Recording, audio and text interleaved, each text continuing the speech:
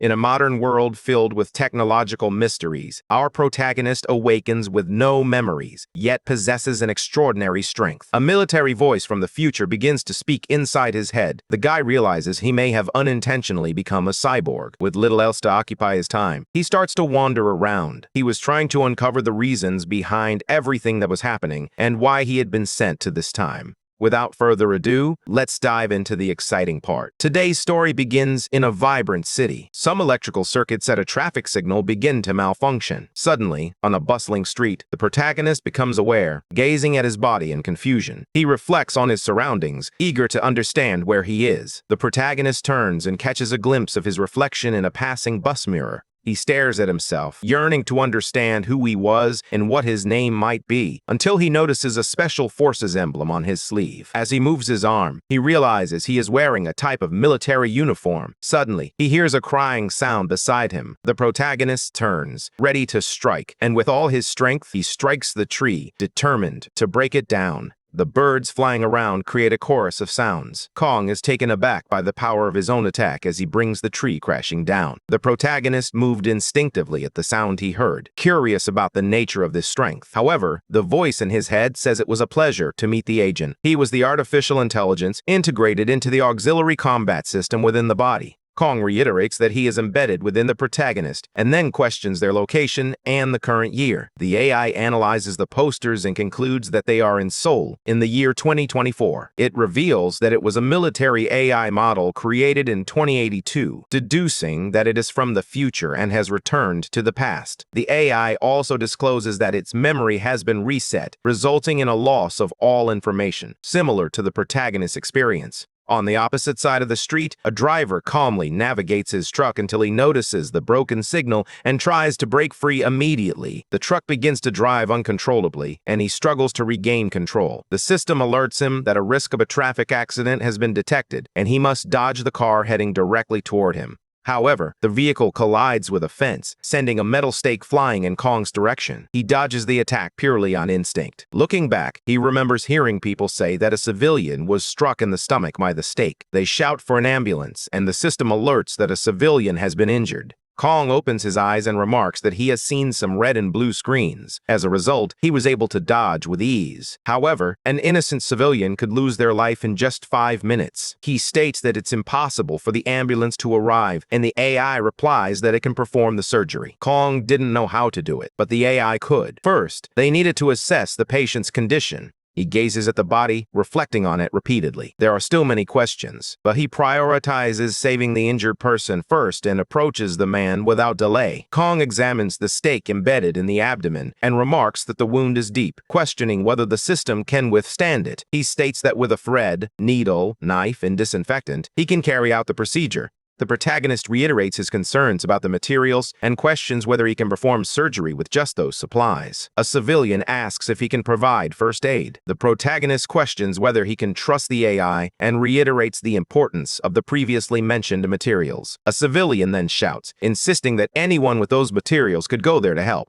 With everything in hand, the people there wonder who that man was and if he was a doctor. The patient could face a serious infection and potentially lose his life if he undergoes surgery under these conditions. Kong whispers to the robot that he already has the tools, but is still waiting to begin. The system indicates that granting temporary control could allow movement of his hands. Eager to understand what it was, he knew there was no time to waste. Temporary control is granted, and the protagonist's hands emit a faint blue glow, moving independently. The wound is carefully examined as Kong flexes the needle with his fingers. His fingers moved with incredible speed and remarkable precision. The system indicates that the expected blood loss for the patient has exceeded the limit, resulting in a declining survival rate. Kong contemplates whether the system can truly save him until he suddenly realizes his hand has stopped moving. Blood splatters from the patient, and the protagonist stares at it, realizing he's in trouble. At the hospital, the staff informs that it's an emergency. The patient is experiencing severe hemorrhage and requires immediate preparation for surgery. A doctor steps out, letting out a sigh, and his assistant inquires if they are done. The doctor confirms that the patient has survived. His colleague congratulates him and inquires whether the injury was as severe as they had anticipated. The doctor denies it, but he was shocked to realize that without stopping the hemorrhage, the patient would have died before the ambulance arrived. He lost a significant amount of blood, but most of it has already been replaced through transfusion. The assistant inquires about the issue at hand. The doctor stated that he was sutured with regular thread both internally and externally. The issue was that the stitches looked uniform, as if they had been made by a sewing machine. The assistant tells him not to be ridiculous, and the doctor admits that he initially didn't believe it either. Just then, someone arrives and interrupts their discussion. Park Young introduces himself as a detective and asks about the patient.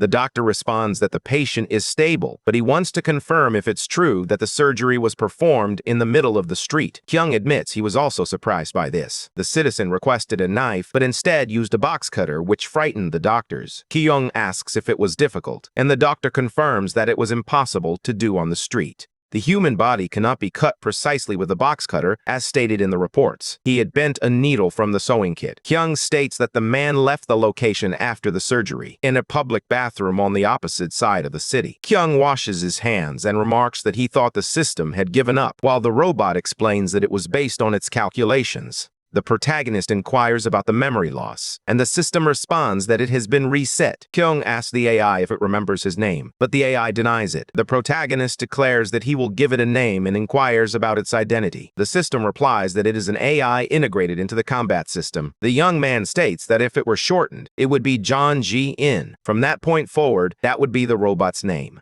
Questioning why it wasn't responding, the AI reveals that its name is now John Ji-in. It adds that if the protagonist wants to change it, he should say so. The protagonist then suggests the name Black Fire Dragon, but Ji-in declines that option. Kyung points out an emblem on his clothes that reads Earth Union, to which John responds that it was a military uniform. The protagonist deduces that he must be an agent without memory. Although the uniform was made in 2082, they find themselves in 2024, and John also seems unaware of this discrepancy. Internet access was unavailable due to restrictions on data input and output. Kyung asks how it receives data, and John explains that it uses its senses, experiencing the same pleasure he feels when he eats something tasty. The output utilizes body and voice temporarily, providing assistance only when necessary. However, there are also limitations to its capabilities. For example, it can assist with aiming, but it cannot shoot. Kyung explains that it only aids in combat, and to understand the reason for being there, he must experience it physically. The protagonist embarks on their first mission of the day. He bet that he could gather a wealth of information inside an internet cafe. Kyung hadn't regained his memory, but it was clear that they needed money. He had nothing, so they needed to acquire 1,001 first. Kyung asks if John can use his vocal cords to sing, and the system responds that it can help if needed. Elsewhere, the protagonist holds a spoon, wearing a mask, and prepares to sing. The system prepared everything and brought a spoon. Kyung asks if singing helps in battle, and John replies that it boosts the morale of others. It made sense, but the protagonist questions why they are singing there, and how to compete with the rock band performing across the street. The protagonist watches from a distance as John remarks that if he performs better, he would draw all the attention. Kyung believes that regardless of the outcome, he would still receive attention. He then calls John, claiming it's a good AI, but he doesn't believe it will work and thinks it will just be a joke. The robot, however, ignores him. A cardboard box rests on the ground as Kyung moves to a different spot. He closes his eyes and takes a deep breath, allowing himself to fully immerse in the moment. He begins to sing an almost flawless melody, captivating everyone around him. They comment that it's their favorite song and praise his performance as exceptional. The protagonist questions the necessity of the heartthrob pose, while John emphasizes that engaging the audience is crucial. People rave about the incredible singer performing without instruments, prompting them to leave the band and go see him. The band is stunned, and the audience is deeply touched by Kyung's melody. The protagonist sings his traditional Korean song, questioning whether it is truly having an effect. The audience is captivated, wondering who the singer is and how he can effortlessly switch between low and high. Notes it's truly incredible. They notice he repeats the same verse because the song was recorded today. The minimum funds for the operation were raised through contributions from people who donated money into the box. Kyung congratulates everyone on their excellent work and suggests that they should leave now. He continued running while people urged him to sing one more song. From a distance, a blonde girl takes in everything around her with admiration. She is captivated by the protagonist's voice and appearance. A customer informs Yoon Seo that table 15 has ordered ramen, and she replies that she's on her way. However, she would like to learn more about the music. As Kyung walks around, she calls out for John Jian. She mentions that they might find data from the Earth Federation at the Internet Cafe, but she wonders what they will do if they find nothing. John emphasizes that their top priority is to infiltrate and blend in, highlighting the necessity of establishing contact with the command center. The protagonist notices a sign indicating that they are hiring, stating that applicants must provide an ID along with a resume and that prior experience is preferred. That was a way to secure shelter, and they even provide food for their employees. John states that if he succeeds in infiltrating, the issues of information gathering and food supply will be resolved. Kyung climbs the stairs and remarks that if he gets the job, he will ask if he can stay and if there's a place for him to sleep. John believes that if they can secure shelter, everything else will fall into place. Meanwhile, Kyung still lacks extra clothes. The system notes that his military uniform features camouflage made from chameleon memory fiber, allowing it to adopt a new appearance. The clothing can be separated into multiple pieces and assembled in various configurations. The protagonist decides to detach the sleeve from his shirt, beginning the transformation into his new outfit. He finally completes what he started, now dressed in the ridiculous red ensemble. Kyung comments that this outfit resembles the bands he saw earlier and wonders why John isn't saying anything. Two other guys climb the stairs and comment that even with the internet cafe next door, he should dress better. However, they are taken aback when they spot the protagonist at the top. Both are completely shocked by how unattractive his outfit is. The protagonist gazes at them as they walk by, pretending he doesn't exist. Kyung watches them in silence and notes that they didn't like his outfit. John replies that it's possible.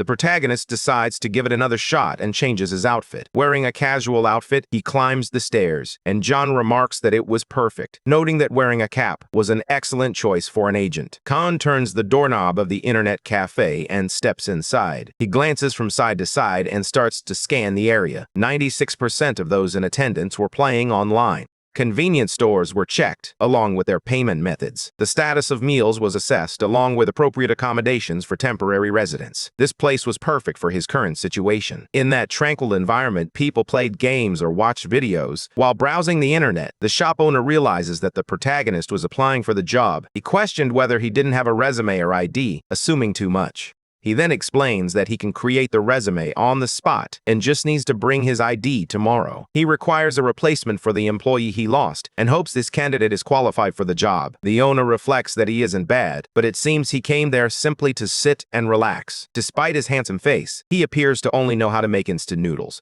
He questions whether he truly knows how to use a frying pan, despite working with food and being expected to understand the basics of cooking. John declares that he has military kitchen tactical skills for managing soldiers. The protagonist confidently asserts that he can cook, leading the shop owner to ask him to prepare some fried rice. Meanwhile, Kong enters the kitchen and gazes at a corner.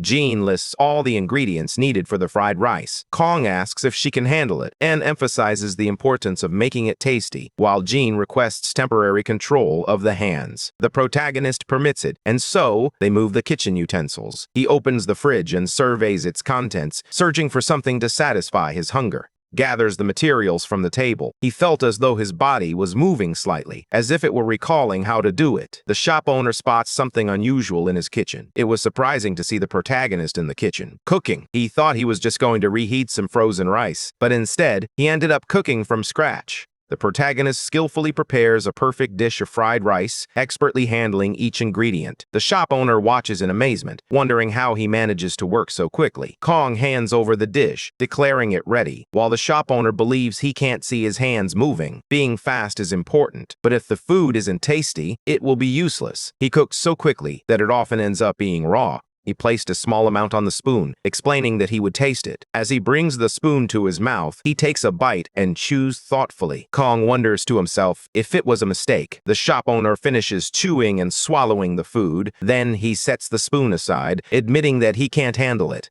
He ordered a soju to be brought over, only to realize he was in an internet cafe. For a moment, he thought he was at his favorite bar. As Yoon Seo approached, she called out to her uncle, asking what he was talking about. The shop owner introduces his niece, Cha Yoon Seo, and expresses hope that they will get along well. Cha Yoon Seo mentions that he was the one singing outside earlier. The protagonist reflects on how she came to know that. The girl comments that with a voice like his, he shouldn't have to work in an internet cafe. The protagonist replies that he is good at anything. The shop owner expresses his happiness, noting that he has a young man to cook for him, while Yoon Seo struggles even with making instant noodles, wondering if the young man has a preferred work schedule. Kong expresses a preference for part-time work with flexible hours. He also noticed earlier that there was a storage room and expressed a desire to stay there. The protagonist explains that he has been homeless for some time. The shop owner believes these conditions are demanding, but he feels they're too good to pass up. The internet cafe next door became a success thanks to its excellent food, which sparked jealousy in him. He plans to seize this opportunity to enhance his own reputation. He claims he can stay in the storage area, receive free food, and earn twice as much per week, but only if his food contributes to increased sales. The protagonist spots someone in the distance. The girl suggests to Kim Jae that they should eat something before playing, but he replies that the internet cafe also serves food and they can eat there. She complains that the food there is terrible. Kong calls the customer, suggesting he try the food first before deciding whether it's good or bad. A few minutes later, the rice dish is complete. Yoon Seo and the shop owner are both taken aback. The protagonist asks her to fetch a plate, and the girl quickly runs to retrieve it. He had already completed it, and the dish turned out perfectly. The owner instructs Yoon Seo to deliver it to the customer. Outside, the girl remarks that the newcomer was quite bold. Curious about the quality of food at an internet cafe, Kim Jae suggests that since they've already ordered, they might as well try it and then leave. Yoon Seo arrives, announcing that their fried rice is ready. Kim Jae is startled, as he hasn't even begun playing yet. He then tells the two students to enjoy their meal. Kim Jae mentions that they only ordered fried rice because it seemed quite expensive. The girl responds that it's what he chose and that he should enjoy it. They both decide to have a meal, bringing spoonfuls to their mouths. They are astonished by the flavor and experience an epiphany. They fondly recall a time when they were chubby, happily chasing after a chicken. After catching and grabbing the food, they hid behind a bush to eat. They cry out, recalling that the taste was just as they remembered, exclaiming that it was delicious and that this place truly had the best fried rice. They go on to order more dishes. Other customers decide to give it a try as well, ordering 2 more. A man from the other side places an order for 1. Yoon Seo rushes into the kitchen, announcing that they have received 12 more orders of fried rice all at once. The shop owner questions whether the protagonist can handle the task. Kang turns and calls for Jin, asking if she can make 12 meals taste delicious. Jeon confirms that tactical field cooking was conducted on a large scale, emphasizing the importance of providing delicious food. Soldiers can feel demoralized when they eat poor-quality food after putting their lives on the line, and Kang notes that this situation is impressive and will lead to greater control. After about 3 hours into the shift, the shop owner found himself surrounded by money and asked for the man's name. These sales in just 3 hours had been incredible, and he would pay him double with no ulterior motives. But he wants to know the name of his new employee. The protagonist introduces himself as Na Kang-in. The shop owner says he will clean the storage room and stock the ingredients, encouraging him to keep up the good work. Jeon asks if he remembers his real name, but the protagonist denies it, explaining that it just slipped out reflexively and that he will use it until his actual name comes to mind. The boss then mentions they received more orders for fried rice and assures him he can handle it. A few minutes later, at a PC, the protagonist announces that they have found a place to stay. To receive his payment, he needed an identity and wondered if Jian could hack the database. The robot confirmed that he could. Kang inquires if she can apply the same strategy with the bank, but it's impossible because her abilities are limited to the local area. The protagonist reclines in the chair, remarking that it was expected. As they prepare to infiltrate in 2024 for a secret mission, he wonders if he can successfully forge a new identity. Tian confirms and requests control over the protagonist's hands. The Korean government's database searches for information similar to his, and he should remain vigilant in collecting visual data. The protagonist declared he no longer needed to complain until he noticed something, asking for a moment and expressing curiosity about what just happened. Jeon reports that an unknown error has been detected, and the information for Na Kang-in has already been registered. The fingerprints match with complete accuracy. The protagonist wonders how this was possible, tracing it back to the Earth Federation of 2082. It is unclear whether this federation existed in 2024 as well. Upon revealing the information from major countries, there was no record of the Earth Federation in 2024. Kang ponders whether he exists simultaneously in both 2024 and 2082. Jian states that they have insufficient information to make a determination. The protagonist requests to examine his personal data, believing there may be an important clue hidden within. In the search results, the protagonist had little to his name other than being a former member of the Specialized Administration Unit. Currently, it showed that he was unemployed. The protagonist glances back as Jean points out that Yoon Seo is approaching. The girl comments that he types really fast. When asked if he also knows how to develop programs, the protagonist replies that it was rude to spy on other monitors. Yoon Seo mentions that her uncle gave her his card so she could go to the market with Mr. Kang, and they should go together. Outside, she remarks on the relief of finally being able to leave after working for hours. Na Kang had really cut things down quickly, and the protagonist suspects he simply asked Jian to handle it. She remarked that he placed all the heavy ingredients into a pot, yet he carried it effortlessly. His arms appeared to be made of iron. The girl states that it was obvious they weren't, and that it was merely a metaphor. However, she feels it was a waste to go out and wonders if they can visit her cafe instead. After all, they were discussing her uncle's card when someone bumped into her, causing her to be tossed into Kang's arms. The men warn her to watch where she's going if she wants to stay alive, leaving the protagonist unaware of the danger. Jeon alerts them to hostile targets detected and asks if he would like to switch to combat mode. Yoon Seo breaks the cold atmosphere by offering an apology. She promises to be more careful from now on, and the gangster remarks that she truly seemed frightened. His brother had been losing all day, which put him in a bad mood. However, it was fine, and they decided to just continue on their way. Joan states that the target was leaving while the security mode remained active. Kang simply stares at this. They take the elevator to the 4th floor. He asks if the girl is okay, and Yoon Seo confirms that she is, but she was just scared and ended up crying. Back at the cafe, the shop owner rushes over, shouting that it was an emergency, and that she had been trying to call them. The internet suddenly went down, plunging everything into chaos. She called support, but no one had been available for a long time. Kang observes this with a serious expression. They wondered if a hacker could have tracked them when they accessed government data, but Jean stated that it was useless in 2024. In that case, they need to access the base from that location, and Kang questions where the server is located. He will attempt to fix it using his knowledge and experience. Jeon hadn't found any evidence of someone tracking them, but he did notice a hacking attempt. Kang wonders why, as it was just an internet cafe. The AI explained that a hacking program had been installed, and its function collided with the security program, resulting in an internet overload. They might have used the internet cafe for the test, and Kang suggests finding out who the hacker was. Joan begins tracking the individual while typing on the keyboard. The hacker's location has been identified, but he routed the signal through 7 servers to prevent it from being tracked. 6 of them were abroad, but 1 was nearby. Kang suggests they must have chosen a nearby internet cafe for testing and questions. Why distance matters? Speculating that they likely came to install the program directly. It could have been those guys from earlier, but then someone shouted that they were disconnected in the middle of a ranked match. Yoon Seo offers to extend his time for free, but the guy insists he was close to winning the match to rank up. Kang notes that the customer appeared very angry and asks Jian if he has a solution. The AI suggests that offering food could be an effective approach. Among the list of simple snacks, the protagonist selects number 3. Kang jokes that Jian really loves money, but the robot doesn't quite grasp the humor. Yoon Seo offers her apologies to the customer. The protagonist approaches and apologizes for the inconvenience. The servers have been stabilized, ensuring the internet won't go down again, and popcorn will be complimentary. The man takes the cup of popcorn and asks if he really thought this would replace his game. He tossed the small piece into his mouth. Experiencing a wonderful sensation, the man begins to moan and shout with joy, expressing that he feels fantastic and has the energy to achieve the silver rank. He eagerly asks if he can have another cup of this, thanking them as they run away. Yoon Seo wonders how he managed to do that, and if he added something magical to those snacks, as they must be incredibly effective at calming people down. She takes a bite and is impressed.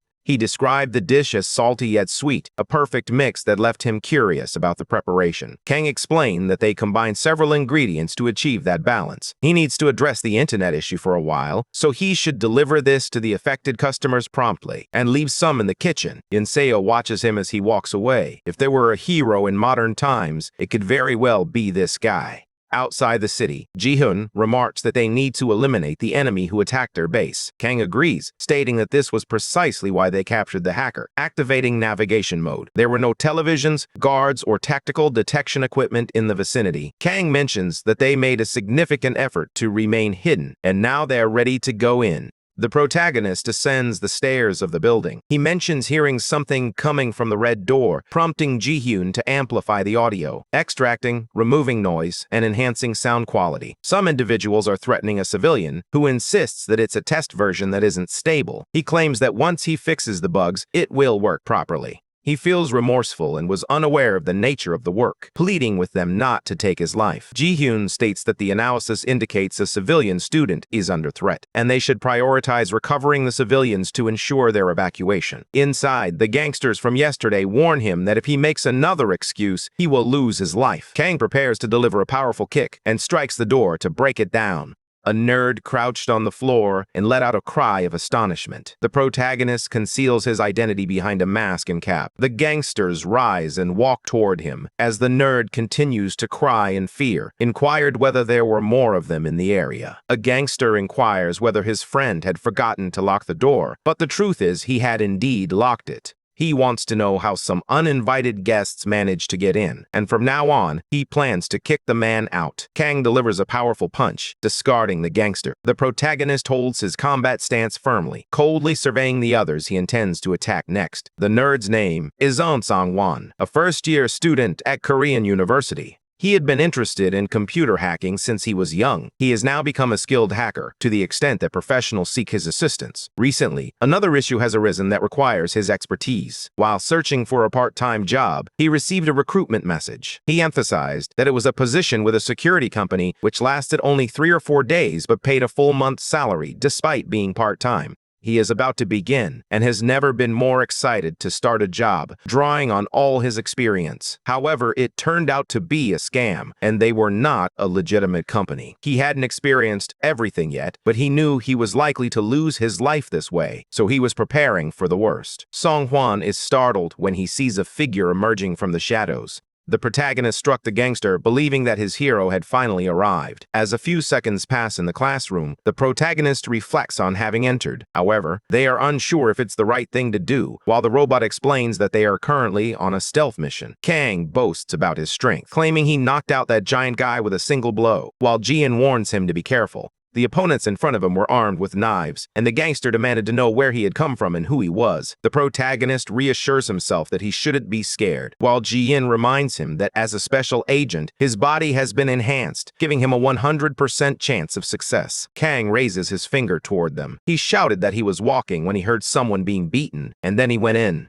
Ji-in explains that he unintentionally provoked the situation, which only heightened the hostility. As the long-haired thug charges at him with a knife, Kang whispers that he can easily win physically and will also focus on attacking mentally. The long-haired thug retorts that Kang has been running his mouth while he was the only one walking, but his sentence is abruptly cut off by a kick to his head, leaving him stuck in the ceiling by his head. The bald man runs toward him, shouting that he's a crazy bastard. Kang turns and shifts the direction of his foot, striking the killer's head with remarkable ease. He is knocked out and falls to the ground as the protagonist finishes off the last of them. Kang remarks that his kick was incredibly powerful, and his movements appeared mechanical. Ji-in adds that he kicked with 5 times the strength of a human. The protagonist suspects they might be steroids, but ultimately, they are not. Song-hwan believes this guy has been murmuring to himself ever since. He wondered if he could be a police officer communicating via radio, or a government agent sent to capture the hacker. No matter how innocent he may seem now, his past reveals that he was a skilled hacker with a questionable reputation, taking money and changing other people's passwords.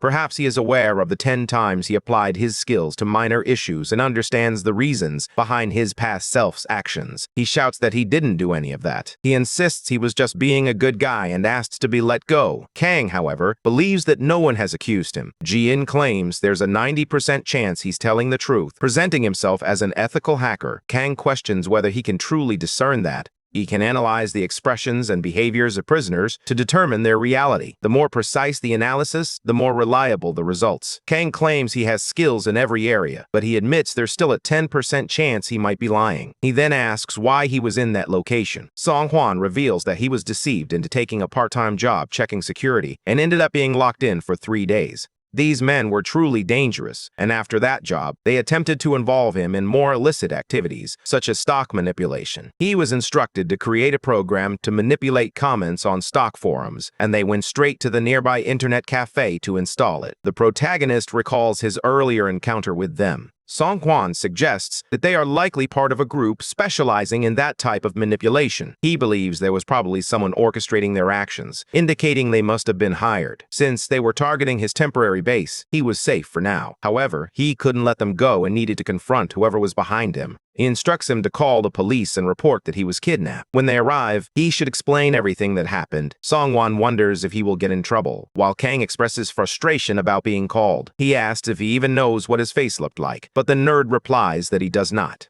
Kang explains that he was simply someone who happened to be passing by when he heard a commotion. Upon realizing someone was being attacked, he stepped in to help. He is now preparing to leave, inquiring whether he should wait for the police. The nerd denies it for that reason. He wonders if he could strike them as well, claiming it was self-defense. The protagonist declares that they won't wake up, expressing confidence in their ability to do so. Song Hwan clenches his fist and moves toward the thief, attempting to strike his head. Suddenly, the bald man wakes up. He screams at the top of his lungs, startling even Kang. The police cars arrive at the scene. The officers wonder if they were beaten. They were still alive and questioned Song Hwan about what was happening. The nerd reveals that those bastards locked him up for 3 days, beating him until he created a program to manipulate stock forums, threatening to take his life if he failed. The officer questions how they ended up in that situation, and Song Hwan insists he didn't do it, explaining that a man heard the commotion and came to his aid. The detective discusses how these individuals were manipulating stocks, indicating that there was certainly someone orchestrating their actions from behind the scenes. When they wake up, Jung should interrogate them, questioning what they experienced while under the influence of substances. They will reveal everything. Jung questions who the man was that beat them up like that. The detective replies that he was merely a passerby. They sustained some broken bones but will survive. Additionally, they were the ones who drew the knife first. Jung contemplates his next steps, and the detective advises him to obtain the security footage to identify the culprit. While an arrest isn't necessary at this stage, the situation is too significant to overlook without further investigation.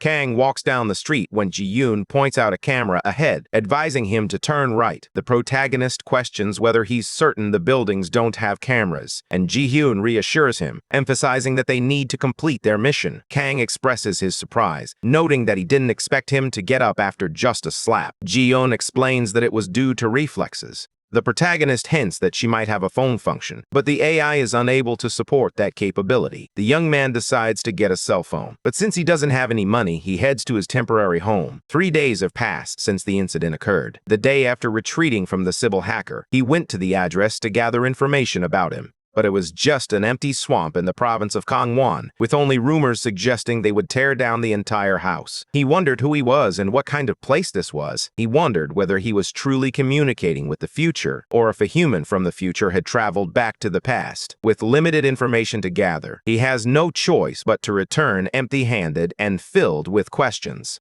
Back at the internet cafe, they found peace, and business continued to grow. Along with her part-time job with Yoon-seo, the internet cafe gained fame thanks to influencers, especially recipes that were only available while he was at the internet cafe. Once he leaves, these dishes are no longer offered. It was a random sales method that had an unexpected effect. The internet cafe began attracting customers even in his absence. Some came just for the food, but most stayed at the internet cafe for at least an hour or two. Judging by the expression on owner Chao Dong-suk's face, the number of customers had increased, and it appeared he had hired more part-time staff. Introducing the new colleague, I asked for his name. That familiar nerdy voice says it was good to see him. His name was Song Hwan. Jian remarked that he was a civilian they had rescued from captivity 3 days earlier. Dong-suk mentions that he was actually a doctor in computer science, and Song Hwan agrees, noting that if one of them breaks down, he can fix it quickly. He bows his head and expresses his hope to get along well with Yoon-seo and Kang.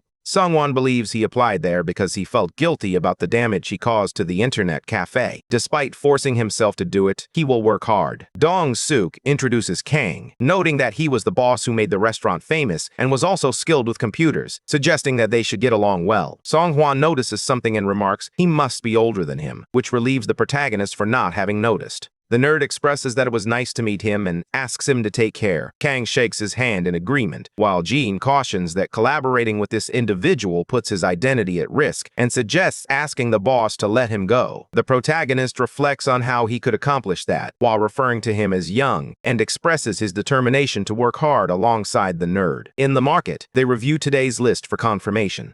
All purchases were completed, and the recipe had been securely stored. The protagonist observes that Jean appears quite tough regarding food and money. In response, the robot emphasizes that controlling money was crucial for the agent and the success of the mission. Kang claims it was good and managed to avoid detection, but honestly, it would be nice to savor and enjoy it. Suddenly, the fire alarm blares. The protagonist gazes at the street, which appears to be perfectly normal. Jian suggests that he plans to malfunction on purpose to change the subject, but the robot firmly disagrees. Kang decides to keep walking, confident that nothing is wrong. Suddenly, an explosion occurs. He feels confused while the people around him flee in the opposite direction of the fire. The young man questions whether that was truly a fire. His body was outfitted with a combat support artificial intelligence. He has enhanced agility in his eyes and an additional module in his ears. In addition to his legs being enhanced with strength, this level of fire was something he could extinguish with a chance. Assuming a peculiar stance, he shouted that it was a fire-suppressing burst.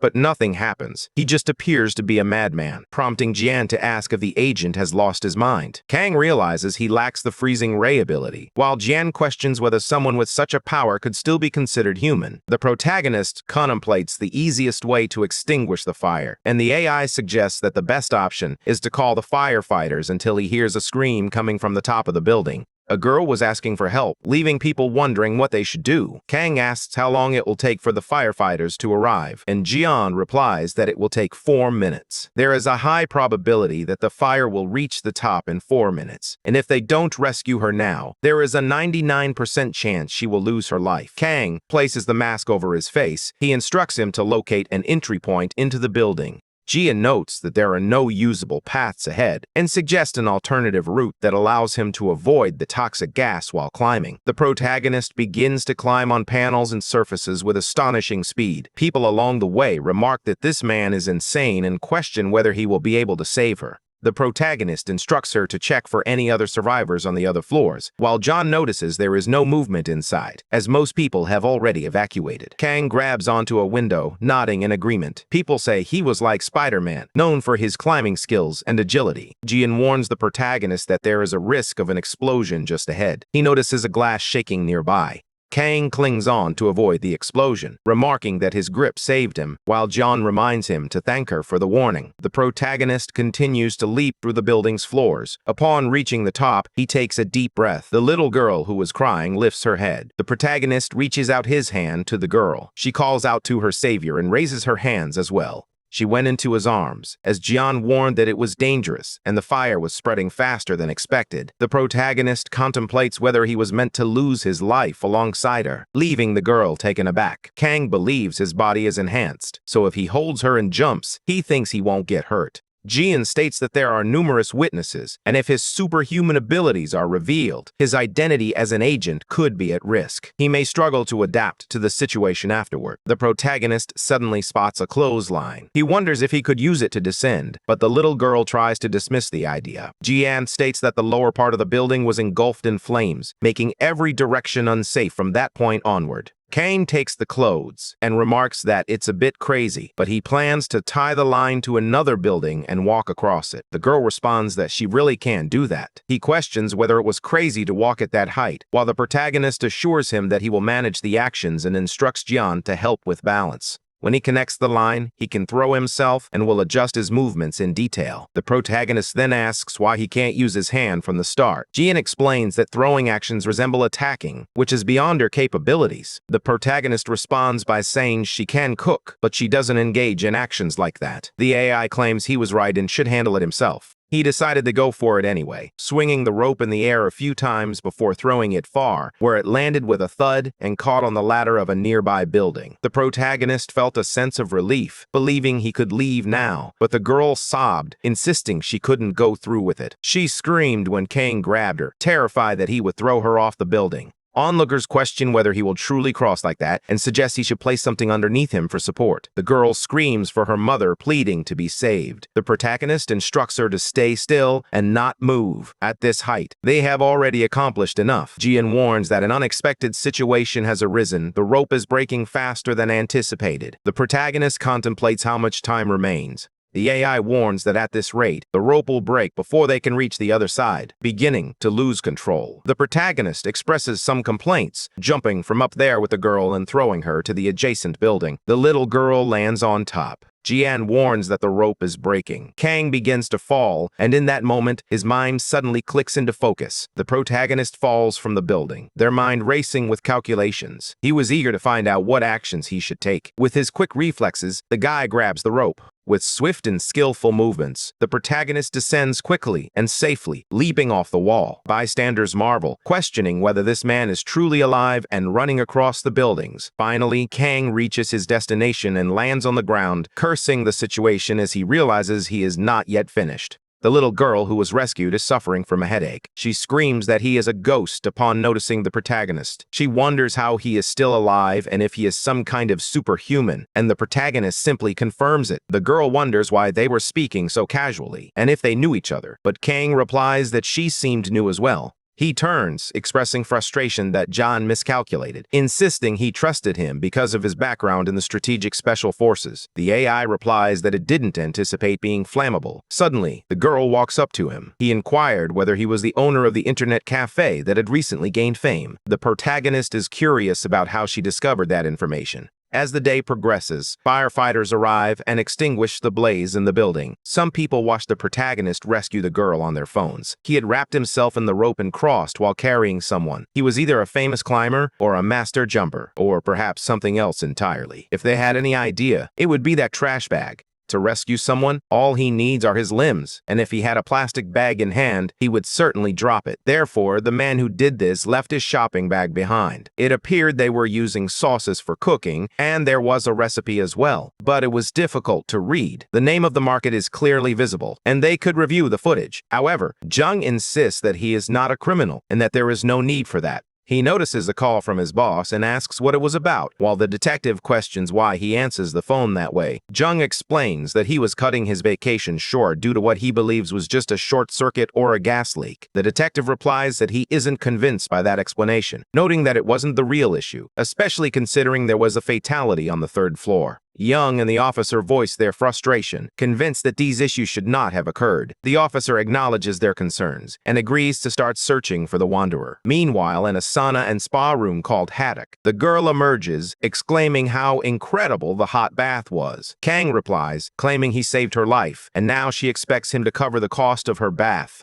She responds that her house burned down completely and that he should feel sorry for her because she has no parents and is alone with nowhere to stay at night. She was serious about her plans, as she was registered as a student and intended to work part-time. She wonders why she should survive now, and Kang responds that if she wants to work part-time, she should simply go for it. The girl inquires about beginning her job. As Kang says goodbye, he recalls that the internet cafe was hiring part-time employees and asks for help in securing a job. She grabs his shirt, pleading with him, but the protagonist tells her to ask the boss. The girl suggests they ask together, and Kang reluctantly agrees. However, he is still curious about how she managed to recognize him. She mentions that she goes to the internet cafe all the time. She is a popular game streamer who streams from a location without a computer at home. The protagonist questions whether she truly believes she is popular and skilled at games. However, the girl denies all allegations. At the internet cafe, Yinseo calls out to the protagonist, questioning why he arrived so late. She notices the girl and introduces herself as Yu Aram. Yinseo asks why he went to buy sauce but returned empty-handed. The protagonist explains that he lost it while watching the fire. She jokes that he must have been so excited that he forgot it, and someone probably took it. In response, Kang tells her to deduct it from his pay. Suddenly, Jian calls for his agent. Analyzing the visual data he gathered, it appears likely that many people filmed the fire incident. He could browse articles online to gather information. He even discovered footage of the scene featured on a well-known news site. Based on their reactions, it was spreading quickly online. Kang stated that there was no problem and assured that Jian would delete all the videos. However, the AI lacks those hacking abilities since it is designed as a combat AI. The hacking event focused solely on identity manipulation. She possesses military-grade defensive skills, but without any attack capabilities at the moment. She is unable to demonstrate them to him. Jung stands in front of the internet cafe. There was a rope master at the internet cafe. Inside the room, Jian expresses his frustration, revealing that he has once again failed to find any information about the Earth Alliance. Kang mentions he was contemplating whether there was something related to the year 2082, but he doubts it. He also considers the possibility that they might be hiding from him. He confirms several messages about people coming from the future, but none of them are credible. The protagonist confirms that it was indeed 2024, but Jian clarifies that his existence couldn't be explained by the technology of that time. Kang reflects that, no matter how strange it may seem, he still wants to know what happened at the construction site yesterday. Jian only mentions that someone lost their life in the incident. The protagonist reflects on whether they lost someone and if it was his fault, but Jian firmly denies any blame. The deceased was found in the room where he collapsed while climbing the construction site yesterday. The protagonist then asks if Ji didn't see him. He explains that his lenses are enhanced, rather than simply providing improved vision. There were no signs of movement, sounds of life, or any noise detected in the area. The protagonist wonders what that means, and if he could have been lifeless from the moment he arrived. It wasn't just a fire, it was a premeditated murder, and Jian believes there's a strong possibility of that. Outside, Yoon Seo's voice raises questions about the police. It appeared that the card used for the purchase was associated with this location. Jung wonders if she purchased the items from the bag. Yoon Seo keeps repeating this as she turns and calls out for Kang-in. The police officer reported that he lost his purchases while watching the fire yesterday. He mentions that the guy left it behind while watching, and Yoon Seo jokes that the police can track down even people like that. The protagonist expresses gratitude for bringing his purchases. Jung hands over the card and tells him that if he has any leads about yesterday's incident, he should reach out. Yoon Seo nods in agreement and bids him farewell. Kang whispers that, to catch the killer, he needs the detective's help and wonders if he can find him. The AI confirms the identity, assuring him that it is safe to approach the detective. Yoon Seo then questions whether he has plans outside, expressing her desire to stay close to him. After a few minutes, Kang agrees to Jian's instructions. Yoon Seo wonders if they could work together today, but the protagonist declines, explaining that he has other commitments outside. The girl looks puzzled for a few seconds, but he admits that he is really hard to understand. At the Seoul police station, in the detective department, Jung claims ownership of the bag from earlier, and the protagonist confirms his assertion. The detective attempts to joke that he shouldn't go to such lengths just to return a lost item. Kang replies that he didn't come for that. This left the officer puzzled. The protagonist reveals that during yesterday's incident, he believed it was an attempted murder. Jung states that, given the fatality, it was a reasonable suspicion, but Kang clarifies that the likelihood of that is quite high. The detective questions whether he has enough evidence, as random guesses from civilians complicate the investigation. Kang reveals that he didn't see anyone moving in the room while he was climbing the rope, leaving the detective completely shocked by this revelation. He realizes that Kang was the rope master seen the day before and demands to know why Kang hadn't mentioned this sooner. Kang simply replies that it was because they hadn't asked about it. Young described how he climbed like Spider-Man, carrying someone on the rope as he crossed away from that location. The detective opens his notebook and asks if he can explain once more why he suspects it was a murder. In the major crimes team, Young observes that there were no movements in the room, despite the fire burning. The victim was either lifeless or under the influence of alcohol or illicit substances. He claimed that someone set the building on fire to cover up the murder, and Kang confirmed this after noticing the survivors while climbing the building. A man nearby asks if the forensic service has been contacted. Jung replies that they have not yet reached out, explaining that it takes time to perform an autopsy, especially given the intensity of the fire. Another woman mentions that they have only been told the fire was caused by a short circuit and that there were no cameras in the area. They are now considering whether to create a sketch of the suspects. Kang leans over to Ji and asks if he remembers the faces of the people he saw yesterday. The robot responds affirmatively, confirming that he stores visual information. A video screen then appears in front of the protagonist, who is visibly impressed. He reported seeing 4 people walking toward the construction site yesterday. First, he stepped outside, holding his phone in his right hand while wearing a bracelet on his left wrist. His phone was encased in gray, and he wore a white shirt. This left Jung impressed by his description. The protagonist believes he was describing what lay before him. He then proceeds to describe the second and third person. Jung wonders if he can help create a portrait and suggests doing it before the memory fades. However, his portrait artist was momentarily unavailable. While he could choose to wait, Kang insists that he will take on the task of drawing it himself. He was somewhat decent at drawing, while Ji was truly skilled at it. The protagonist readies his pen. Ji sets the paper down in front of him and is tasked with capturing the 3 suspects, projecting them in his vision to zoom in for a closer look. People notice the protagonist murmuring to himself, which seems a bit strange. Kang claims he can now draw each of them. They begin to scribble on the paper, taking a few minutes to complete their thoughts. Ji gathers the information and confirms that everything is ready. The protagonist showed the drawing to the others, leaving them to wonder if he was joking. He crumples the paper and says he just took a short break. The protagonist begins to think while drawing, saying to themselves that they should draw this. Meanwhile, the robot explains that it can only move with temporary control. The detective in the white shirt asks if he truly couldn't draw, to which Jung replies that he isn't sure and suggests they should contact the artist soon. A hypothetical light radiates from the protagonist's chair. Both turn and approach Kang. They were surprised to see the drawing. The protagonist's hands move with incredible speed. They are astonished and tell him to wait a moment, as it simply doesn't make sense. The protagonist appeared to be both a machine and a genius, questioning whether painting was his primary occupation. Kang states that only 3 people left the area before the fire started, and if the arsonist fled, one of them must be responsible. The chief knocks on the office door. They announce that they would check their identities immediately and investigate the case. The following day at the internet cafe, the protagonist creates another perfect dish of food. Yoon Seo praises Kang's malatang as amazing, while his other friends describe it as fantastic and very good. The blonde reveals she heard that the fire at Ariam's house was caused by an arsonist, and Song Hwan responds that they have already caught the culprit. They also discovered illicit substances in his possession. The protagonist reflects on how it hasn't been many days since the police began their investigation. All of this was made possible by Jian's ability. In the bustling atmosphere of the dining table, Kang picks up his phone. Detective Jung calls to express his gratitude for capturing the culprit. 2 of the individuals in the drawings were local residents, while the other was not from the area, and his friends were the victims. They still need to investigate the exact cause, but they also discovered illicit substances in his pockets. It appeared he had come to collect money related to the substances, and when he was unable to do so, he took his client's life. He managed to track down the individual selling drugs, advancing on the scene as actor Na Jung-ji-yeon, and now the entertainment industry is in chaos.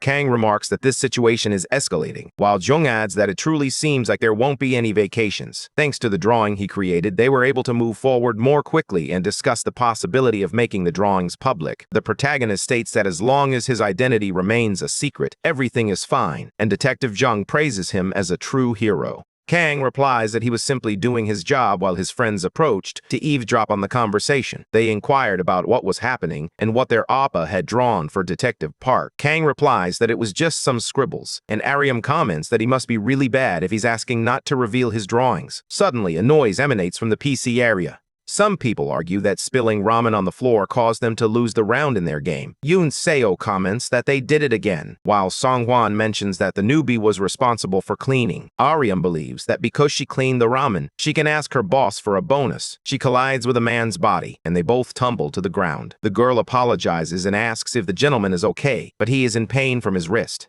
She urged him to be careful, as it appeared he had broken a limb. Ariam cried out, asking someone to call an ambulance. Kang questions whether it was truly broken. Jian assesses the hand movement and suggests there may be a fracture. To evaluate the injury, he needs to touch the hand and observe the man's reaction. Kang approaches and asks if he can touch there, and the man gives his permission. When touched, he groans in pain and says it hurts. Ji-yeon examines the ligaments and joints, confirming that his wrist is sprained. The protagonist reveals that the bone is fine and that it's just a sprain. He offers to give her a massage to help alleviate the pain. Song Hwan remarks that his Ha-young was really skilled at giving massages, and Yoon So responds that she might get hurt, so he can massage her as well. Ji-yeon mentions that it will take 24 hours to recover and advises him not to exert himself to prevent worsening his condition. The man inquires about his work, mentioning that he has to cook in Gangwon tomorrow with his food truck. An emergency film shoot prompted a call to his food truck, and Ariam offered to help him out. The man asks if she can cook, but the girl replies that she is only good at making instant noodles. He sighs and replies that no matter how urgent the situation was, he couldn't serve instant noodles and needed someone skilled in cooking. The protagonist gazed back with a pleading expression. Ji-yeon concludes that the answer was clear, and he should simply say yes. Kang attempts to refuse, stating that he needs to work, but the boss offers him 300,000 won if he agrees to help. The protagonist contemplates making a bid upon hearing about the money, while patting the hand of his new temporary boss. The man expressed his honor in being able to help him. After hearing that the internet cafe had gained a reputation for its amazing food, he decided to check it out. It was so good that he now visits every day. He believed he could learn something by eating there every day. But if Kang is going to assist with the food truck, it would be an honor to receive some tips. The protagonist realizes he hasn't explored this area yet and decides it's time to move on and investigate other regions. Ji-yeon offers to handle the investigation while he works. The following morning, the truck races down the road. The man remarks that Mr. Kang is an excellent driver and expresses surprise at how smoothly he drives. Today, he will impress the actors with a delicious meal and express his gratitude for their help. The man remarks that the news broke yesterday about an actor who was caught at a party filled with illicit substances, and they are heading there now.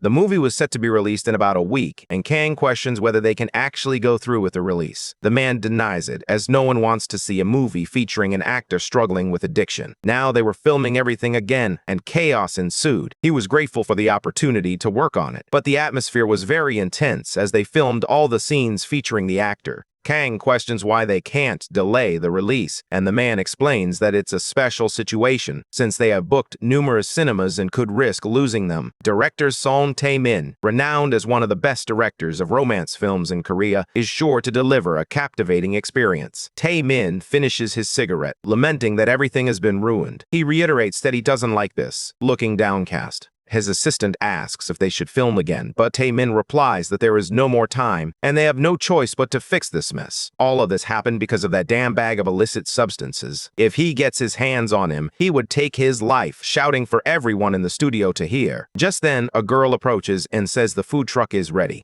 His assistant suggests that they eat and take a moment to relax, as the team is also feeling tired. Tae-min panics, wondering if he can eat now. He fears that if the movie fails, he will end up in debt and thinks they should just send everyone away. Upon tasting the food, he wonders why it tastes so good. Perhaps he wasn't hungry anymore, and the assistant remarked that this was completely insane. He wanted to know if they had put substances in the food. While Tae-min urged him to stop discussing the topic, the original food truck chef injured his wrist, so another chef stepped in to help, and he was truly impressive. The mountain setting was fantastic, and director Sun should maintain a positive outlook and relax his shoulders a bit. Fortunately, none of the other actors encountered any trouble, but suddenly a voice shouted, "Tae-min!" warning him of an accident. They both turned, shocked by their bad luck. Shin Yoon-ha reported that the stuntman had injured his ankle during filming and had fallen to the ground. People rushed to the stuntman, who apologized to the director, admitting that he should have been more careful. The director orders someone to call 119 and asks if there is anyone present who can provide first aid. But seeing that there was no one around, he thought it was over. Cursing the world, the truck chef remarks that this movie was cursed. There were questions about whether Kang-in could handle a situation like this, especially since he had successfully fixed his wrist earlier. The protagonist wonders if the man's ankle is sprained.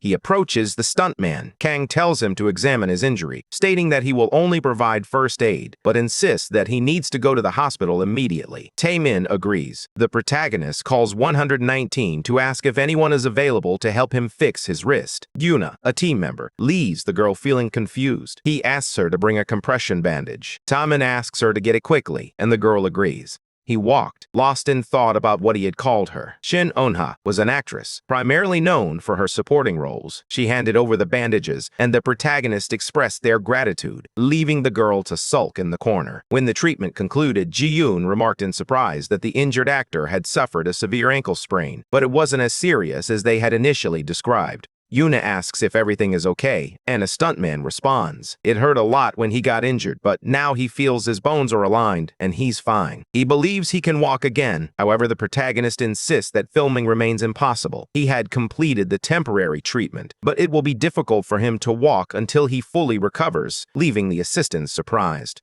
suggesting they could simply hire another stuntman for the situation. Tommen wonders how they will locate someone with a body and face resembling Kim Yu-chan and bring him to the heart of the mountains. By the time he arrives, they will have already missed the release date and will be facing bankruptcy. Kim Yu-chan states that he can handle the action scenes on his own. The director expresses concern about his fragility, stating that if he injures his ankle, it could spell disaster for the entire movie. They consider the possibility of filming his face while he wears a mask and sunglasses, hoping that might be a viable solution, wondering if God can help in this torment, as he doesn't hesitate to pay double or triple. Kang warns that the person sent by the heavens has arrived. He was just joking, but he needs to consider whether he can actually do it. Nuna believes there's no chance of success, as no matter how desperate they may be, it wouldn't work, because he's just an ordinary boss. Tommen asks them to wait a moment, as he is unable to hear. Now that he thinks about it, he does resemble Kim Yu-chan a bit. Tommen inquires about any physical skills, and the protagonist affirms that he does. The director wants to know if he can assist a bit, as they will only need to apply some makeup, and he can enhance it with CGI. This comes with a triple payment, and the director instructs them to start filming immediately while Yuna and the assistant prepare. The scene was set for filming, capturing the essence of the moment perfectly. Kim Yu-chan, the male protagonist, rescues his supporting actress, Shin Yunha. The original villain in this scene was the author, who struggled with substance use, which is why they were filming everything again. He asked him to listen carefully and stay with the actor to practice for a while, as he was going outside to smoke a few cigarettes. Kim Yu-chan instructs the protagonist, demonstrating how to swing his arm to strike the chin while delivering a knee strike. Kang wonders if it will seem strange, but reassures himself that it's just a simple choreography. Ji-yoon explains that they didn't need to film that way because he possesses skills used for training manuals, which require practical movements. Instead, the three could launch an attack as if it were real. They should pretend to want to fight him, and he will respond in a way that makes it appear more realistic on camera.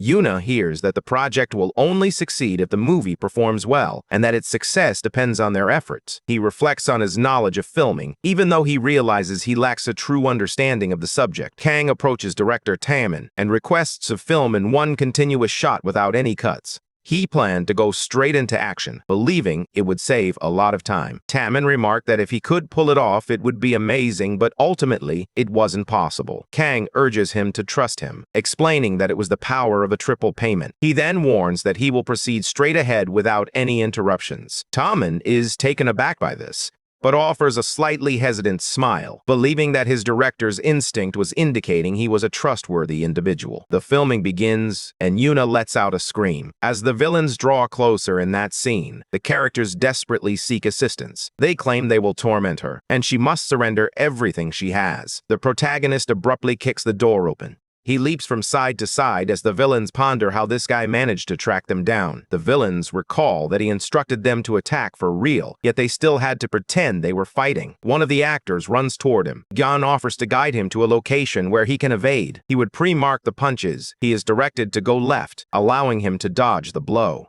Another villain approaches as Kang shifts to the right, his body reacting instinctively before the instruction even arrives. Gil notes that at this moment, he can grab the opponent by the collar to capture the best camera angle. The protagonist stands firm, while the villain realizes this wasn't part of the script. Kang throws him into the air and strikes his body repeatedly. He moves forward, approaching the hooded villain. He pleads to continue with the script, his voice trembling with fear. Kang strikes his head with all his strength. The last villain wonders if this was part of the script. He wants to know why the director isn't calling for a cut, since he no longer cares about the situation. He advances toward him, screaming as he tries.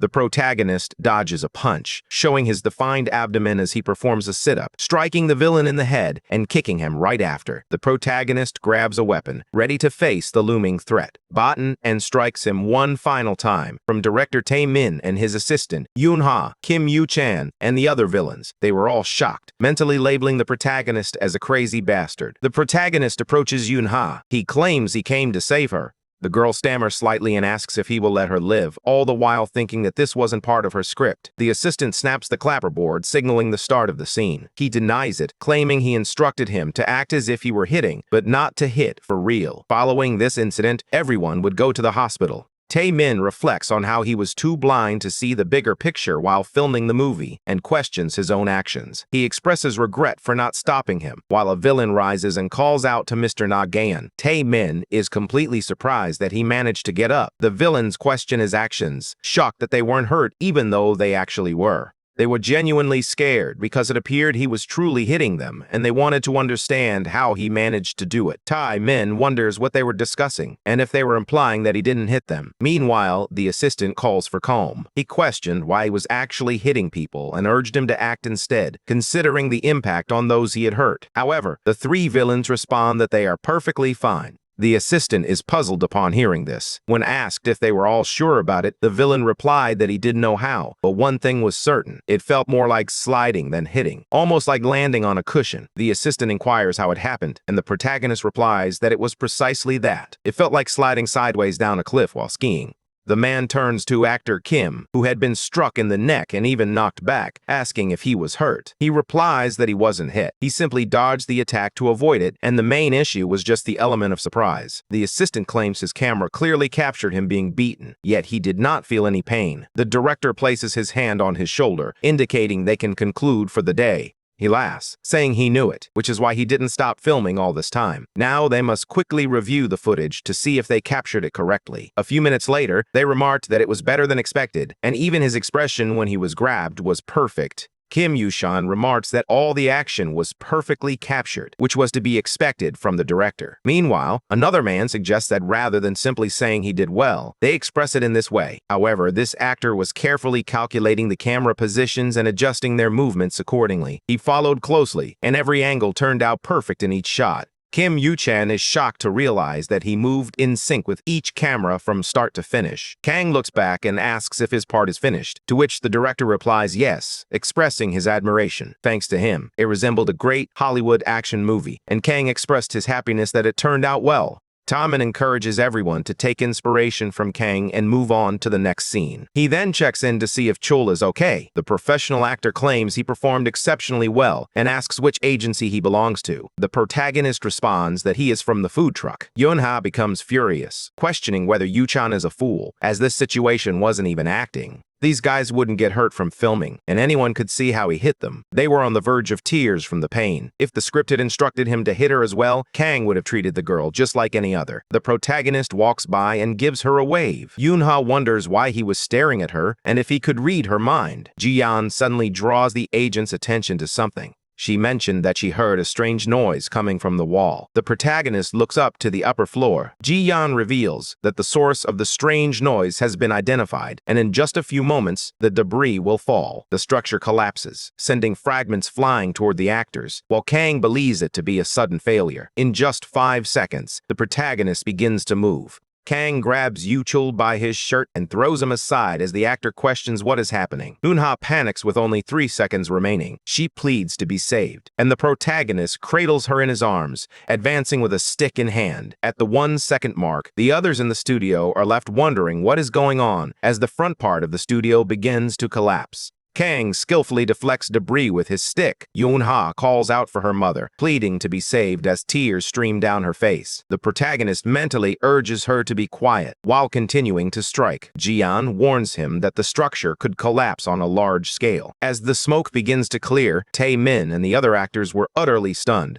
They ask about Shin Eunha's well-being, and she should respond that the answer is yes. The girl collapses in the protagonist's arms. As she slowly regains consciousness, she screams for help, prompting Kang to reassure everyone that the girl is still alive. Questioning whether she was genuinely surprised, the girl screams a few more times. After throwing Yu-chul to safety, Kang now focused on saving her as well. He declined to throw her again as the building had collapsed, so he simply rescued her. The girl surveyed their surroundings, trying to understand what had happened. Kang admitted he didn't know, while Yunha glanced to the side. He had saved both her and Yu-chul from being crushed by the falling metal bars. Kang asks if she can come down now that she understands the situation. She is cast aside, questioning how he could dare to do this. Yu-chul approaches, expressing surprise that he suddenly threw him, and he wonders if the protagonist holds a grudge. The protagonist denies this and asks if he is okay. The actor explains that even though it appeared he was thrown hard, he was completely fine. Meanwhile, the director focuses on the running scene. When asked if he was okay, Yu-chul replied that Kang had saved him in an instant. Eun-ha glances at the protagonist before replying. He turns until he locks eyes with her. She replies that everything was fine and considers that he might not be a bad guy after all. Tommen expresses his gratitude and reflects that it was a close call. If those metal bars had struck one of the actors, the worst-case scenario could have resulted in a tragic loss of life. If an actor suffers due to rushed construction, particularly in light of the substance scandal, their movie could be ruined. Kang-in was truly their superhero. The assistant calls for Tom-in, stating that they need to fix the studio. The director responds, asking if it will collapse again after the changes. A cameraman expresses that they successfully captured the scene perfectly, prompting the two to question what that really means. He explains that he rolled the camera behind the scenes and managed to capture everything on tape, which they consider fortunate. Watching the recording of Kang running with Yuna on his back is a heartwarming sight, especially as he deflects the beams to rescue her. Everyone watches in disbelief as the events unfold. Tommen wonders how he filmed that, leading to confusion about who actually recorded it. They celebrate because it resembled a Hollywood movie, and they captured a scene like that without any prior planning. Taemin declares that this will be huge, marking the birth of an iconic scene, while the assistant apologizes, noting that it would ruin his party. This scene was too good to discard, even though it was an accident and not part of the planned sequence. They question what would happen if people discovered it was a real accident, and Tommen replied that they would be very much hated. Fortunately, no one was hurt, and they can leverage this incident to promote the movie. If any issues arise, their lawyers are equipped to handle them. The assistant questions whether Kang-in, who appeared in the footage, requested that it not be used. Tommen rushes toward his savior, calling out his name. He then inquires about the recent accident, beginning by expressing his gratitude for saving his actors. Jia mentally reminds herself that rescuing civilians was part of her mission. Kang replies that he simply did what was necessary. Tommen inquires about the scene where he rescued them, noting that they accidentally filmed it and it turned out great. He suggests that they could include it in the movie.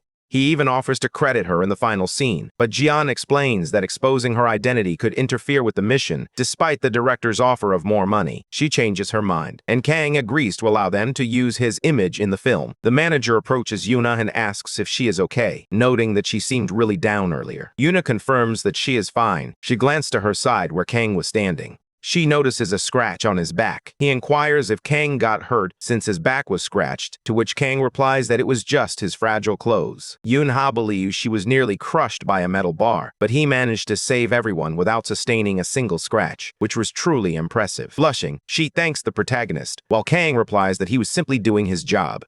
The girl shouts that she wasn't a crew member but an actress, to which the protagonist responds that it was just a joke. Since his work was done, he will return to the food truck, and Tommen agrees, thanking him once more. He mentioned that the food there was amazing, and noted that the chef seemed young yet talented. Yuna inquires about where he typically works, and the assistant responds that he works at an internet cafe.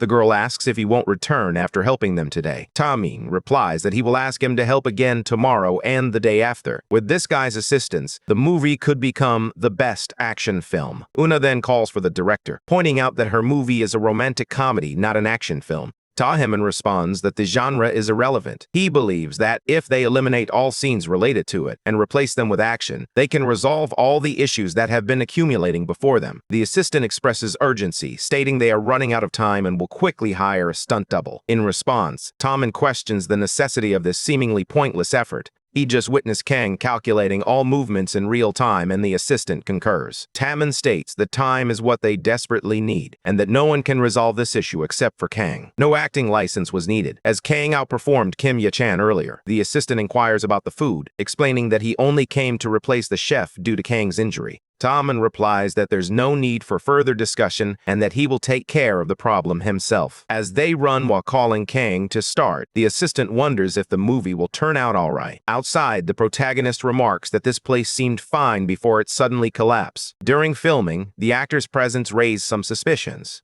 Jian analyzes the visual data and estimates that the damage may have been intentional, occurring before the collapse. Kang agrees, stating he had the same thought, suggesting that someone set this up in advance, while Jian notes that several medals were awarded to Eunha, and it could be someone following in her footsteps. Someone was targeting the actress, or perhaps even the film itself, with the intention of seeing it fail. Taemin rushes over to the protagonist, asking if they can talk for a moment. He holds his hand and pleads for him to save his film. The director explains the entire situation regarding the film, and Jian notes that the geography of the area aligns perfectly with her data. However, the information value is very low, and Kang mentions that he has to work in Seoul and cannot continue going there. Taemin announces that starting tomorrow, all additional filming will take place in Seoul. Kang attempts to express that he also has work commitments, but the director reassures him that he doesn't need to worry, as his presence is only required for the current filming. He will ensure the payment is secure, as the company is not in a position to save money at this time. Jian advises him to accept, and the protagonist agrees, requesting to read the script before the negotiation takes place. Son Taemin, who had slowed down due to his frustration, regained his speed and showcased his talent when Kang-in appeared.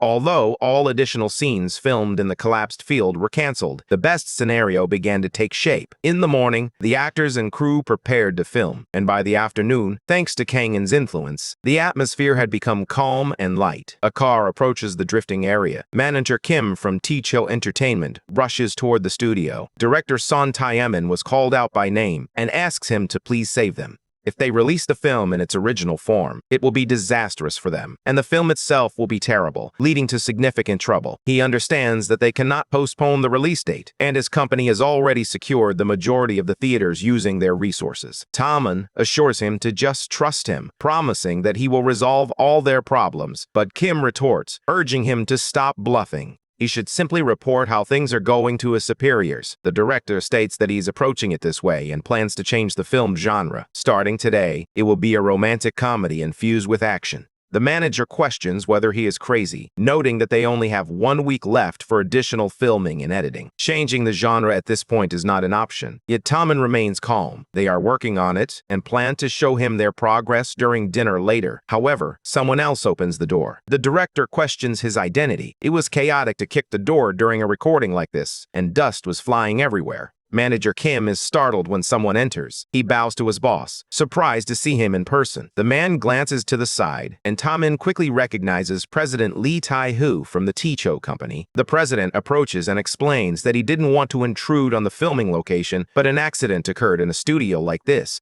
There was no other option but to go there. The manager acknowledges it was a mistake made during their work, and Tae-hoo replies that it was his department's responsibility to prevent such errors. He wonders how much longer he will keep helping that damn drug addict. A little girl rushes into the studio asking if her dad is angry. She is Lee Min-ji, Tae-hoo's daughter and a child actress. Min-ji mentions that she heard his angry voice, prompting her to follow him. Tae-hoo replies that he wasn't angry. It was just noisy, so he had to raise his voice. The director approaches the little girl and she responds to him kindly. Tae-hoo asks the director if he can complete all filming and editing within a week and receive a clear answer. The director confirms he can, promising to exceed the original expectations. The president acknowledges that it was anticipated from a seasoned Chungmuro director known for his exceptional work. Taemin highlights a person named Kang-in, who possesses remarkable fighting abilities and Hollywood-level skills in action scenes, suggesting that he could be the key to saving the film. The president stated that if the director believes so, he must indeed be very impressive. It seemed like he recruited him in a rush. The scene shows the man as he walks out of the studio. Taemin gestures toward the food truck. A light shines on the president's face as he gazes at the protagonist. He wore a mask on his face while achieving the perfect pot of rice. Tae-hoo then refers to himself as the master of fried rice. The martial arts director was not Kang-in. Taemin confirms, and the president asks why he was cooking. The director simply explains that it was because he came all this way with the truck. The president is utterly shocked to receive the news. Director Taemin mentioned that he entrusted the martial arts direction to this individual and even appointed him as the leader for Kim Yoo-chan's action scenes, questioning whether he was joking with him. In this urgent situation, he was bringing in an amateur to help save the day. Taemin questions what he was discussing, and the president responds that the film was cursed anyway, so he was attempting to save some extra money. The director insists that this isn't the solution, but if he sees results, he will come to understand. Tae-ho insists that he must send all production expenses, ensuring not to leave out a single cent. The director chases after him, hoping to reverse the decision, but Tae-ho instructs the manager to gather all the receipts and verify every detail. Near the food truck, Min-ji exclaims that it was really delicious and asks what snack it was. Kang explains that it was called a mix, and the little girl remarks that the name is strange but the taste is incredible. The protagonist claims he has done a lot for the team, allowing her to eat as much as she wants. Min-ji complains that she can't eat much because her mom warned her that she would gain weight if she did. Kang responds by saying that she could still gain a little. She responds that there's no way she can do that because she's the lead actress in this film, and she needs to take care of her appearance. Even as a child actress, if she plays the same role, she can still be the protagonist, and Kang agrees, saying he was right. She asks the protagonist to prepare more snacks later, but the young man replies that he would love to, though they will be filming in Seoul, and there won't be a food truck available. Min-ji suggests grabbing some snacks now and hiding them in her father's car for later. Kang adds that she could visit the internet cafe occasionally, and he would prepare a little something for her. The girl pulls out her cell phone and bursts with excitement. She asks him to give her his number so they can talk later, and she plans to save it as Snack Guy. Kang agrees. The assistant rushes toward President Tae-ho, urging him to take a look. He also understood that this was what motivated the team to produce their best work. When Na Kang emerged from the food truck, he was filled with excitement. This moment meant everything to him. Tae-ho agreed and mentioned that he would review what they had filmed. As he approached the computer, he became completely absorbed in the footage. Tae-ho asked him to wait a moment and inquired about when he had managed to add the CGI. He even added choreography scenes so he could film them. Tae-min explains that they didn't have time for any CGI, so they used regular footage without editing, and he didn't do it alone. The actor calculated every angle where he could be captured on camera and moved accordingly, leaving Tae-ho incredulous about the situation. An amateur from the food truck successfully filmed in one take without any pauses, skillfully calculating where the lights would fall. The director confirms that the construction had collapsed, but Na Kang saved them in that moment of crisis. Tae-ho believes he should apologize to director Sun for his earlier remarks. He felt regret over the misunderstanding, but Tae-min replied that he understood. He added that if he hadn't seen the footage, he would have thought it was just foolish. They both decided to go and thank the food vendor. Kang wraps up by preparing a few more snacks. Tae-ho walks over and greets him. The protagonist claims he just did it, but the president retorts that he wasn't there for the snacks. He introduces himself as President Lee Tae-ho of the investment company Teach. He explains that he believes he saved the film and has come to thank him personally. Kang explains that he was simply doing his job, primarily for the money. The president then comments on his martial arts skills and inquires about the food. The protagonist replies that it was sweet popcorn and suggests he should give it a try. Tae-ho believes he ate a lot during his military service, which he didn't enjoy, but he still feels grateful to Mr. Kang. He is completely shocked when he tastes the food. He exclaims that it was unbelievable, tasting like a pancake infused with a truly magical flavor. The daughter would absolutely love something like that, and Kang mentions that Min-ji had already come and taken some. The president expresses his hope that his daughter properly thanked him. Min-ji's father called her to join him for some snacks. However, the girl was not nearby. The president wonders where his daughter has gone, and Kang is taken aback. Ji questioned where Min-ji was. The system responds that it couldn't find her in the recorded footage. She wondered if Min-ji could be inside the building, but there was no sign of her nearby. The young man's phone rings, and it's the little girl calling. He decides to answer, and the president questions how he obtained his daughter's number. Kang explains that he got the number earlier, responding with a greeting. However, his mood grows tense. Tae-ho approaches, calling for Mr. Na Kang-in, wondering why he appeared so upset. The protagonist continues to walk around the area. He questions Ji about why it seemed like Min-ji dropped her phone and broke it, but the robot insists that the sound was different. He starts to replicate the information documented during the call. The analysis results penetrate the protagonist's thoughts. The sound of air escaped from a light object trapped within an outer layer, while the noise of reinforced plastic pressed against metal echoed in the confined space. Kang mentally reviews these clues. If it were a confined space, it would be a car. Elsewhere, a group of men discusses the kidnapping of someone, leaving them with a phone, but one of them is unaware of the details. He had taken the girl in a hurry, so it must have been acceptable. However, the boss noted that the fact he broke it was suspicious, especially if they called again and didn't answer. Questioning whom she called, the man responds that it was someone known as the snack guy. In any case, they should leave the car quietly and exit before anyone notices. Taiho calls out to Mr. Nakang-in, inquiring about what was wrong.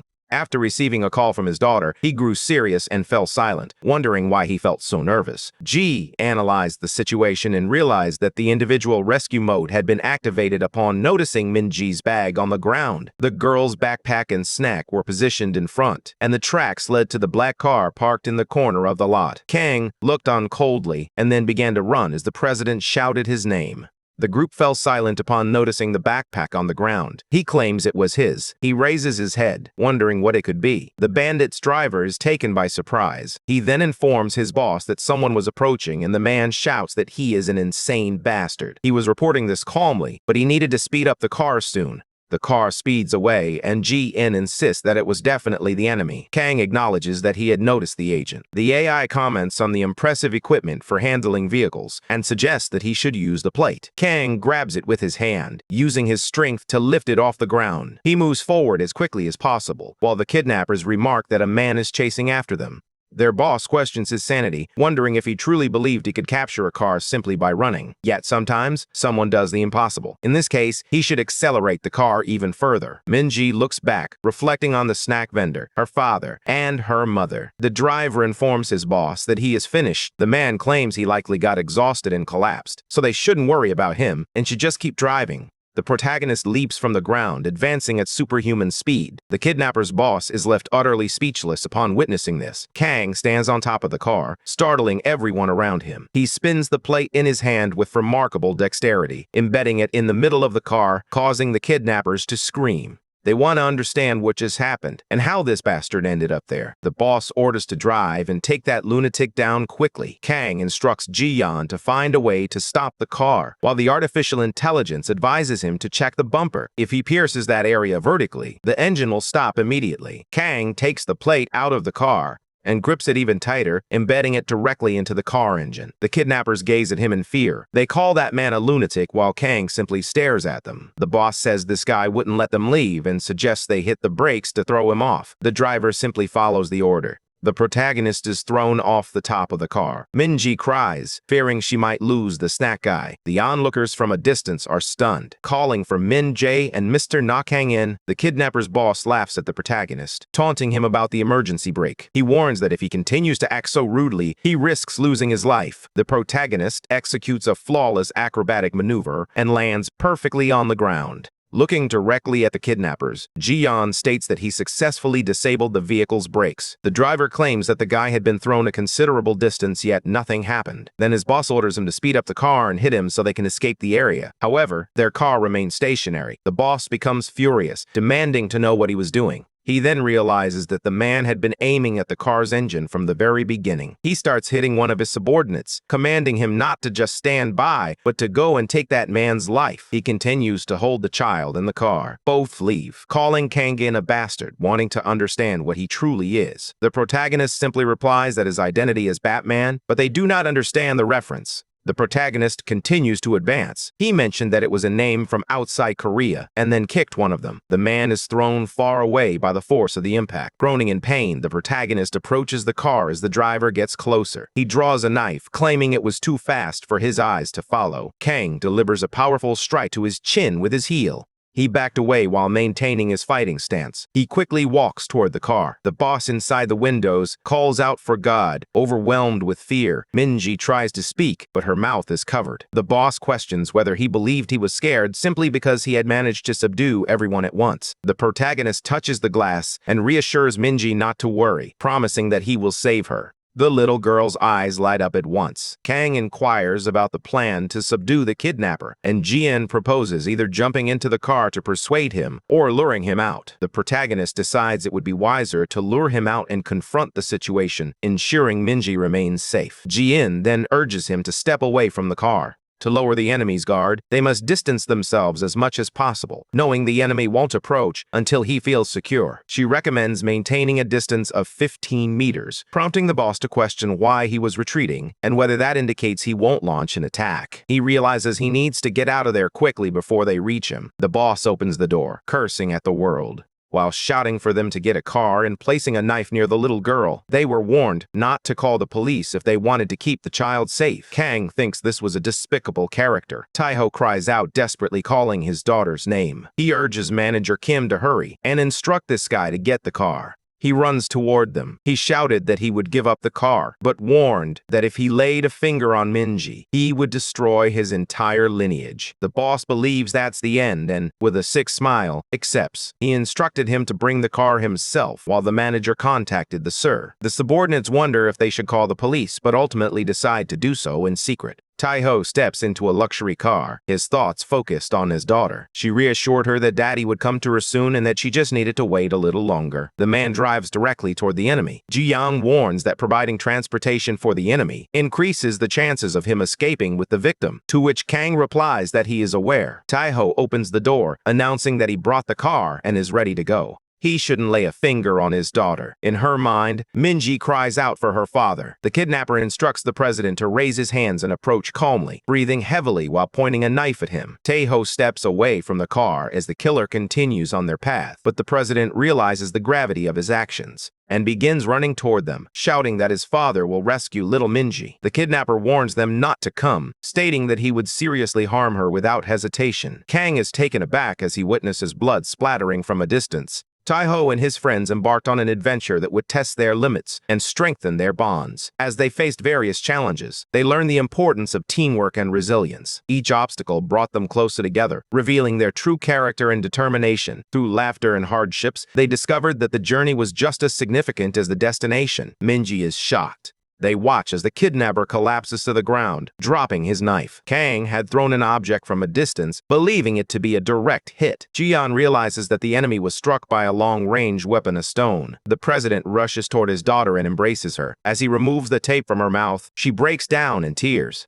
As the sun set on that simple day, the employees remarked that those individuals suffered broken ribs, injured jaws, and one of them was struck in the head. Everyone was in terrible condition, particularly the person struck by the stone. It appeared to be a fracture, and they needed to call an ambulance to take him to the hospital. Taiho approaches, questioning why they were sent to the hospital first, as if they had done something commendable. His daughter, who was nearly kidnapped, should be treated first. However, the employee insists they can't leave him in that condition, as it appears he will take 3 weeks to recover. Minji calls her father to ask if the snack vendor will be arrested. She turns to Kang, questioning whether he will go to prison because of her. The protagonist assures her not to worry, stating that just as her father saved her, he will save him as well. Jian warns that if he plans to escape the police, now is the time. She believes that if he is smart, he will know how to leverage his influence to save himself. However, she believes that claiming her father saved her in front of Minji made him appear better than he actually is. Taiho states that Mr. Na Kang-in was the hero who saved his daughter, and even if these men lose their lives, he remains innocent.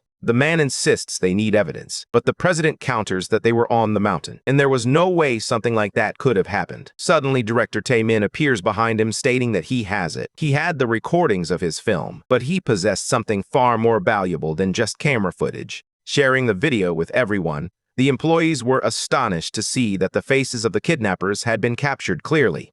It was indeed true that the three had threatened both the child and Mr. Na Kang-in.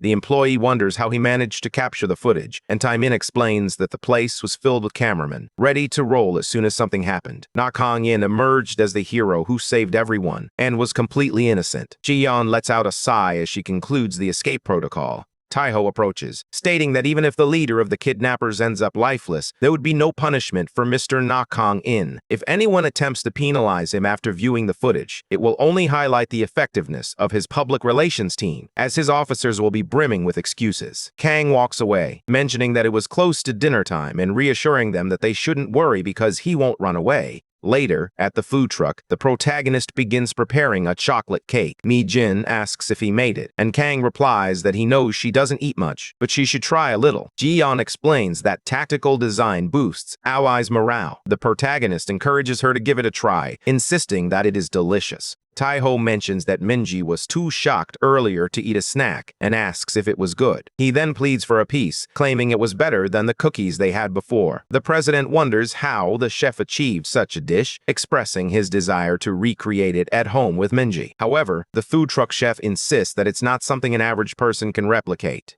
First, they need a great deal of strength to mix and combine the ingredients at that speed, and it resembles art. There's a moment of questioning whether he is a professional chef, as if that might explain it. But Kang replies that he works at a lawn house that serves food. The president is completely astonished, until an unexpected announcement changes everything. An angry voice from a distance catches his attention. She shouts Taiho's name, demanding to know how he dared to do that. At a time like this, Jung Mi-young, Minji's mother, is eating. Mi-young slaps his face, accusing him of being there eating snacks while her daughter was almost kidnapped. She asks if Minji is okay and if she got hurt anywhere, noticing that she is dirty. Taiho acknowledges that it may seem strange, but there is a reason behind it. Despite his silence, his wife continues to hit him. Taemin comments that they are witnessing many sides of the boss today. His manager tells him to calm down, as many people are watching now. She will care for him quietly, without involving the police or any witnesses, while Taiho pleads for his life to be spared. Mi-young expresses her gratitude to the protagonist for saving her daughter. Kang replies that it was only natural, and Mi-young adds that everyone who saw the video has been discussing how he came to her rescue. The young man jumped in front of a car, stopped it, and fought with an armed assailant. Ji-in remarks that the agent was not in danger. Kang replies that it was normal, and Mi-young is impressed as the little girl runs to him, reminding him not to forget his promise to make more snacks. The protagonist agrees, but asks her to call first, even for desserts. Mi-young tells her husband that she will head home first because their daughter has homework. Taeho replies that he will monitor the situation a little longer. After they are alone, the president expresses that if it weren't for Mr. Nakong-in, he and his wife would be in despair at this moment. He thanked him once again, promising that he would treat him much better next time. Kang agrees, stating that it seems like a good offer. Suddenly, another person calls for President Taiho, urging him to come over. Behind the protagonist, Yoonha lets out a sigh. She mentioned that she saw today that he performed action scenes and even took down kidnappers, so the rumor about him working at the lawn house was false. Kang denies it, and she responds by asking for the address and phone number. The protagonist types on his phone and saves the file under his name. The girl thanks him and blushes slightly. She clarified that she didn't want him to get the wrong idea, as she hadn't asked for his number. She was simply there to visit the land house. Kang looked back with a blank expression, realizing he didn't know the land house's number anyway. The girl remarked that if he looked at her like that, she would blush. Suddenly, a shout interrupted their conversation, demanding to know who uploaded the video online. Among all the people present who posted the video of his daughter's rescue on YouTube, he gathers everyone from the studio and states that it must be one of them. Manager Kim approaches and informs that the head of public relations has been calling. He asks if Minji is okay, and the president responds that it's clear she is, since he saw the hero save her. First, they must take down all the videos. The chief explains that it was challenging to contain the situation because it was spreading across the entire internet, not just within the news. Taeho orders the team to locate the original leaker, and the chief assures him that he will do his best. Meanwhile, the director yells that he will spare the life of anyone who confesses, prompting his assistant to step in and try to calm him down. Taiho calls his wife, who is in the car, and answers quickly. She immediately questions what he has done this time. The president urges her to listen calmly, explaining that the situation concerns the rescue video of Minji, which has been leaked online and is spreading too quickly to contain. But she shouldn't worry, because they will find the person who leaked it. Mi-young responds that it was their daughter.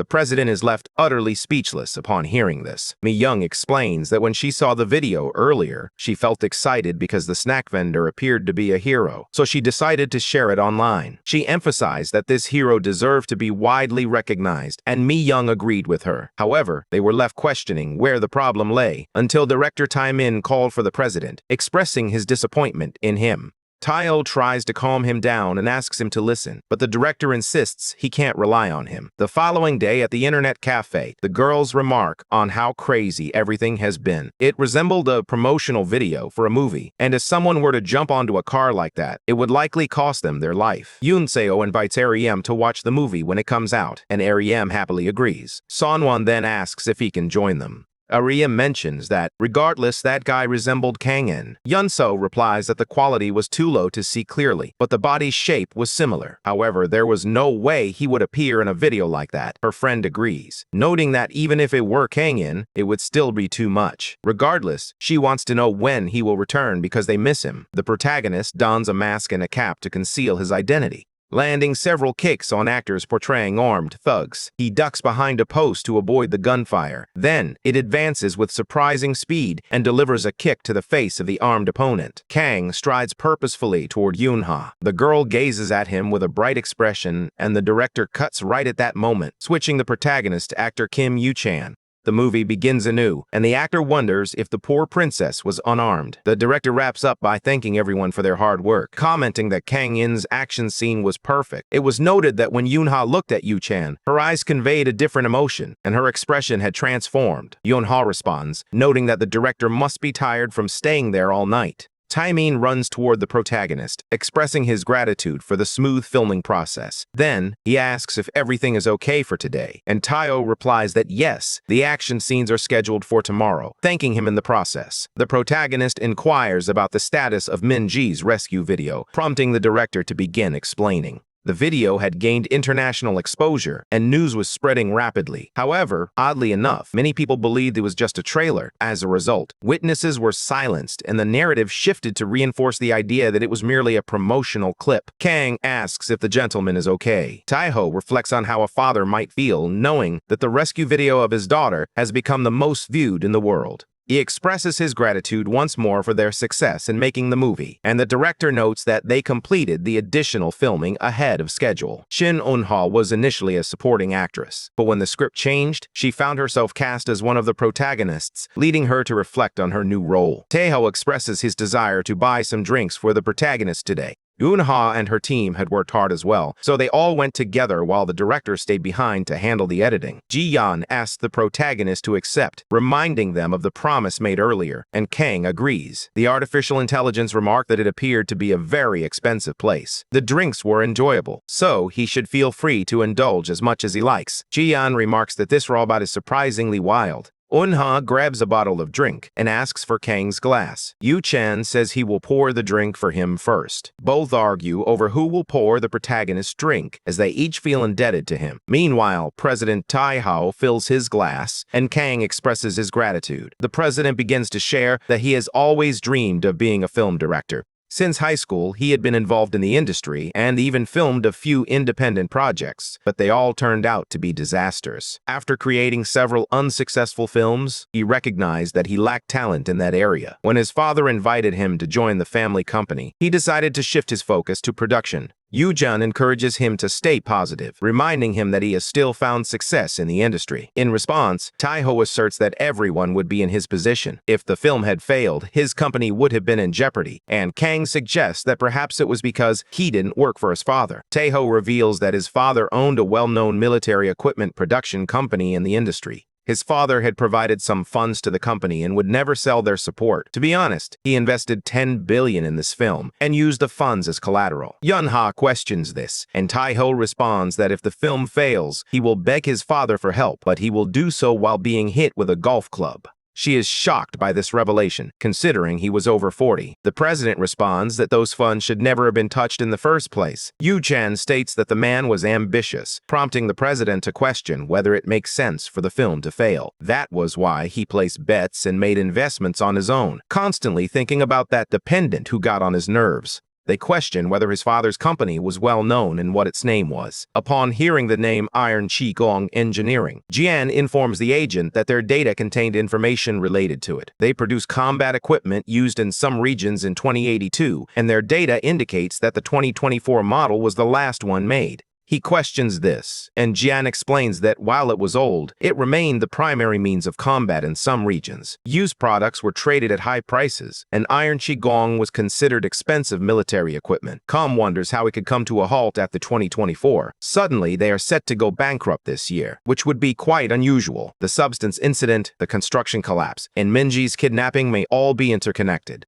Tae-ho asks Mr. Kang why he seems so irritated and if something is wrong. The protagonist insists it wasn't him and reveals he had a conflict with Mr. Lee. If his film fails, the funding will dry up and he cannot put his father's company at risk. Tae-ho says that only if he loses his funds will he tell his father, ensuring their safety. However, Kang denies it, but I no longer believe the situation is that simple. He had been suspicious for a few days, and on the first day, the studio in Gangwon collapsed. It was clear that someone had broken in. This was no natural accident. Tae-ho mentions that he heard him bring it up, prompting the police to conduct an investigation at the studio, which was subsequently analyzed by the National Forensic Service. They may suggest the possibility of sabotage, but there is no definitive evidence to support that claim. A week ago, the lead actor was arrested at a party for possession of substances, which raised eyebrows. During the arson investigation in Seoul, the police made an accidental discovery. Kang agrees, noting that the arsonist incident was unexpected and disrupted the substance party. Tae-ho had to film the movie in just a week, but if the incident hadn't occurred, things might have turned out differently.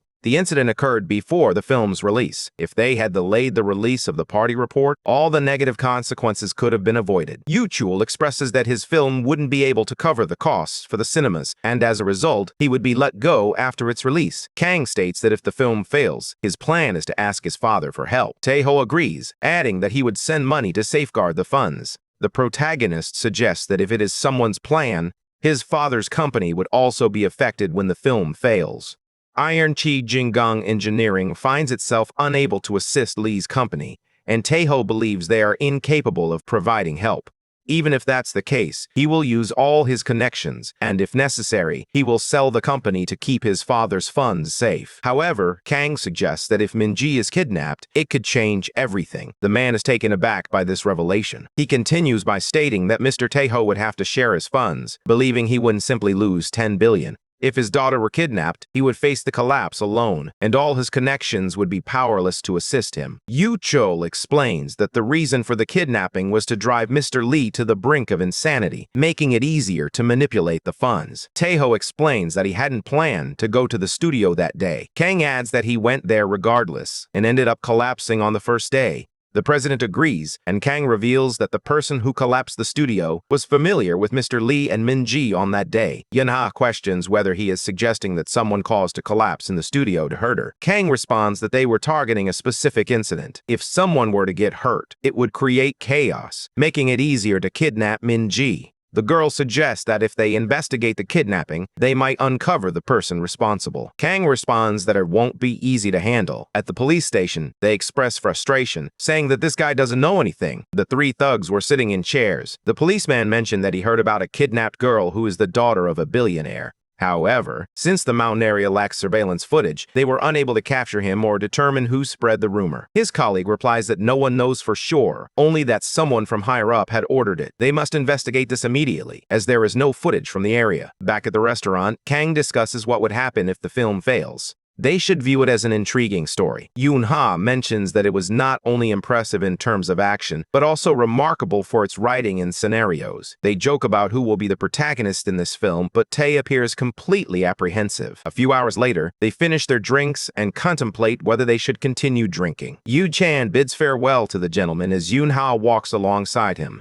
Kang believes he nearly got it right this time, and knows he can't risk the Iron Qigong Company's funds again. They must be strong to attempt something so dangerous. With all variables accounted for, they should be safe this year. Suddenly, Yun-ha calls out to the protagonist. She asks him if he wants to have another drink with her. Kang agrees to drink with the three of them, which annoys the girl. In another room, the father calls his son a damned idiot for daring to use company funds to make a film. Despite being the CEO of Chaewon Engineering, Lee Young-min, Tae responds confidently, stating that the film will not fail. He believes that if it is essential, the company will grow and improve its image. His brother Tae-sung says the mood was tense, and he truly was like that. The president remarks that the company has developed an incredible product and successfully exported it. Tae-sung responds by noting the hostile rumors that have been circulating. Despite this, their funds remain solid, and it feels as though everyone has given up, which irritates Tae. He suggests that one of these individuals might be behind Min-ji's kidnapping. Tae-sung then questions whether he will dare to raise his voice in front of his father. One of the companies may have produced a film, but brokers were eager to take over his company, raising suspicions. First, they need to make some adjustments and ask if he's confident the film will succeed. Tae confirms that his turned out much better than the original. Young Min wonders if it was due to the doubled action.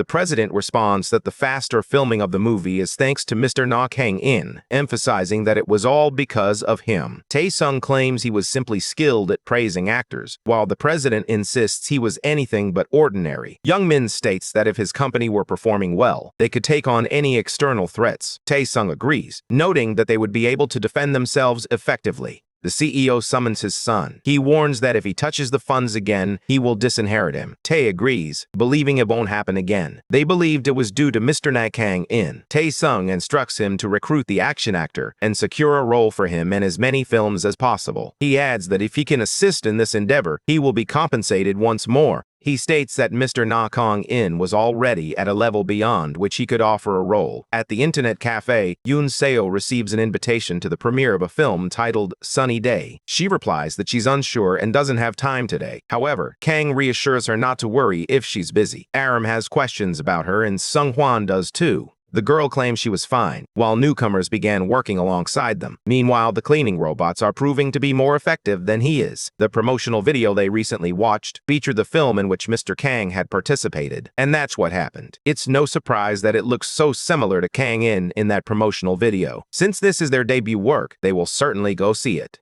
The three agree that it was the right decision and pledge their loyalty, while Kang reminds them not to neglect their part-time work. At the cinema in Seoul, reporters ask Mr. Yu Chan to take a look as well, and he responds by giving a thumbs up to the spotlights. Another one of them asks Ms. Shin Yoon-ha to give a heart, and she complies. The group notes that numerous celebrities attended the movie premiere. Yoon Seo asks why Kang was standing there, and he replies that his face didn't appear in the movie. Yu Chan smiles as he spots the protagonist from a distance. The protagonist acknowledges that he has come to this realization. Ji Yan then informs the agent about it. He continues to get it right when Arim suddenly strikes the protagonist while shouting. She asked if he had seen it because Kim Yu-chan had waved at her. Sung Hwan replied that he was probably just doing it for the reporters. Yoon-ha notices that it's the protagonist and decides to speak casually, waving at him. However, Sung Hwan believes it's meant for him. Aram suggests that the goddess Yoon-ha's gaze was likely directed at him for the benefit of the reporters. They continue to argue, and Kang questions where Yoon Seo has been, noting that she was nearby. Aram asks if Yoon Seo was trying to get an autograph when Sung Hwan approaches. Speaking to the deity, Kang asks if the two know each other, and both confirm that they do. Yoon-ha asks how he knows Mr. Kang, and Yoon Seo replies that her uncle owns the internet cafe and that he works there. The blonde mentions that they knew each other, but they had different last names. They had grown up in the same neighborhood and knew all of her embarrassing stories. Yu Chan complains that he waved his hand a lot earlier, and now it hurts. Meanwhile, the protagonist notes that there were so many reporters around that he had to act as if he knew them all. Aram notes that Kang was conversing on equal terms with the esteemed Yu Chan, while Yoon Seo engaged in a similar manner with Shin Yoon-ha. Meanwhile, Sung Hwan hints that he might consider pursuing acting. However, Arim looks at him with shame. Minji runs toward the protagonist, calling out for the snack uncle. The protagonist wonders how she was feeling, and the girl replies that she was no longer bored. Mi Yoon approaches, stating that they have reserved good seats for Mr. Na Kang. Arim is taken aback by their presence. The protagonist states that he already has a ticket, but Tae-ho insists they leave it empty, claiming he is the lead actor. Sung Hwan believes he could learn to cook, take on another job, and become the next celebrity. Inside the packed cinema, they come together. Tae Min expresses that it would have been nice if Mr. Kang had joined the acknowledgements. However, Kang declines, stating that he doesn't want his face to become famous, as he is not an actor. The director states that this film will have only one premiere. He acknowledges that without Kang's support, they would have faced challenges in releasing it. He expresses his gratitude and notes that the film is about to begin. Kang lifts his head and starts to concentrate. All of his friends watch with excitement. Outside, the staff hear a lot of noise coming from the cinema room, including applause.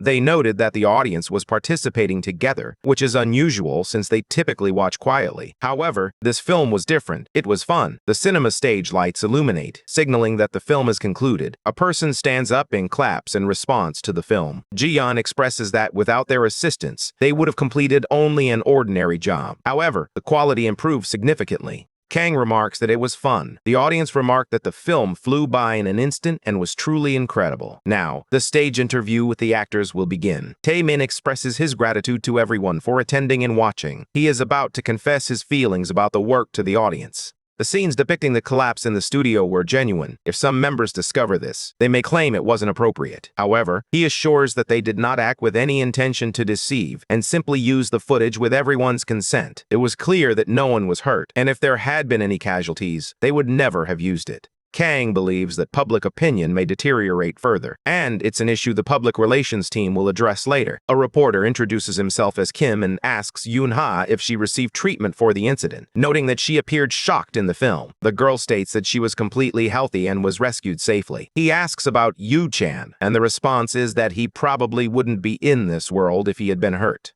His uncle, who owns a food truck, took care of it. Given his impressive physique, he asked him to stay there, acknowledging his hard work. Kang believes he should avoid looking in his direction. As a civilian, he feels this detail should be left out of the article. In communities across the internet, people are expressing that this was the best film they have ever seen, often regretting their previous negative comments about it. 2 days later, Ariam announces that her film has been a success. Kang questions why she referred to it that way, and the girl responds that he was like family to her, which is why the film belonged to him. The protagonist states that he made a film, and that was enough for him. Meanwhile, Ariam expresses her desire to see a celebrity again.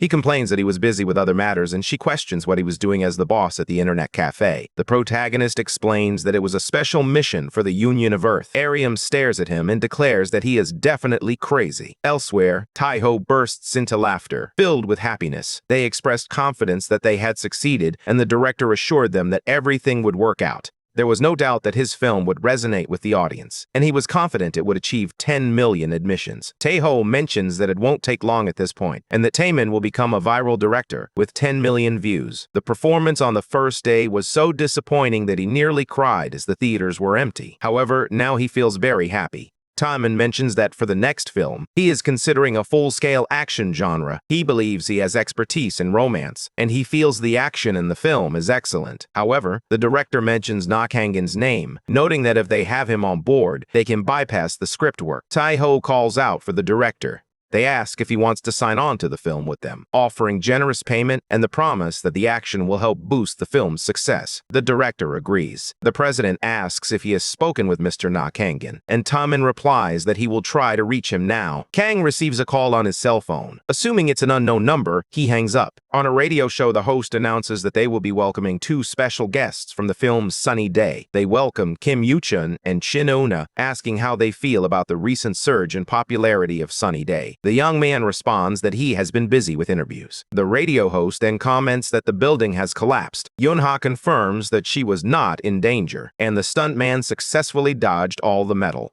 The host remarked that it seemed serious and questioned Yoo-chun's whereabouts at that time. He claims he was discarded before the accident, and it wasn't included in the film because he was thrown away in an unusual manner. The radio host praises the stuntman for being incredible and quickly calculating everything, to which Yoon-ah agrees. Yoo-chun says he even jumped into a car and stopped with a metal plate. The woman on the radio tells him to wait a moment, explaining that she saw the film and there was no such scene. Both are amazed to hear about this. Yoon-ha believes her colleague was speaking unnecessarily and adds that he was not only a skilled stuntman, but also a wonderful cook. The woman reads a comment from her live chat where someone states that the clip of the car stopping was real. Both believe they are in trouble, and the chat expresses frustration about this being reality. In his office, Taeil becomes irritated upon hearing the news, shouting that Yoo-chun is an idiot. The leader of the Techo marketing team expresses frustration with the actor, while the president emphasizes the urgent need for a strategy. The leader notes that he revealed the information earlier than the scheduled 20 days. Taeil wonders if there's an alternative approach. The leader responds that they need to adjust the timing, emphasizing that if they miss it, controlling the situation will become difficult. The president lets out a small sigh and shifts his cell phone. He holds it to his ear, listening as it rings.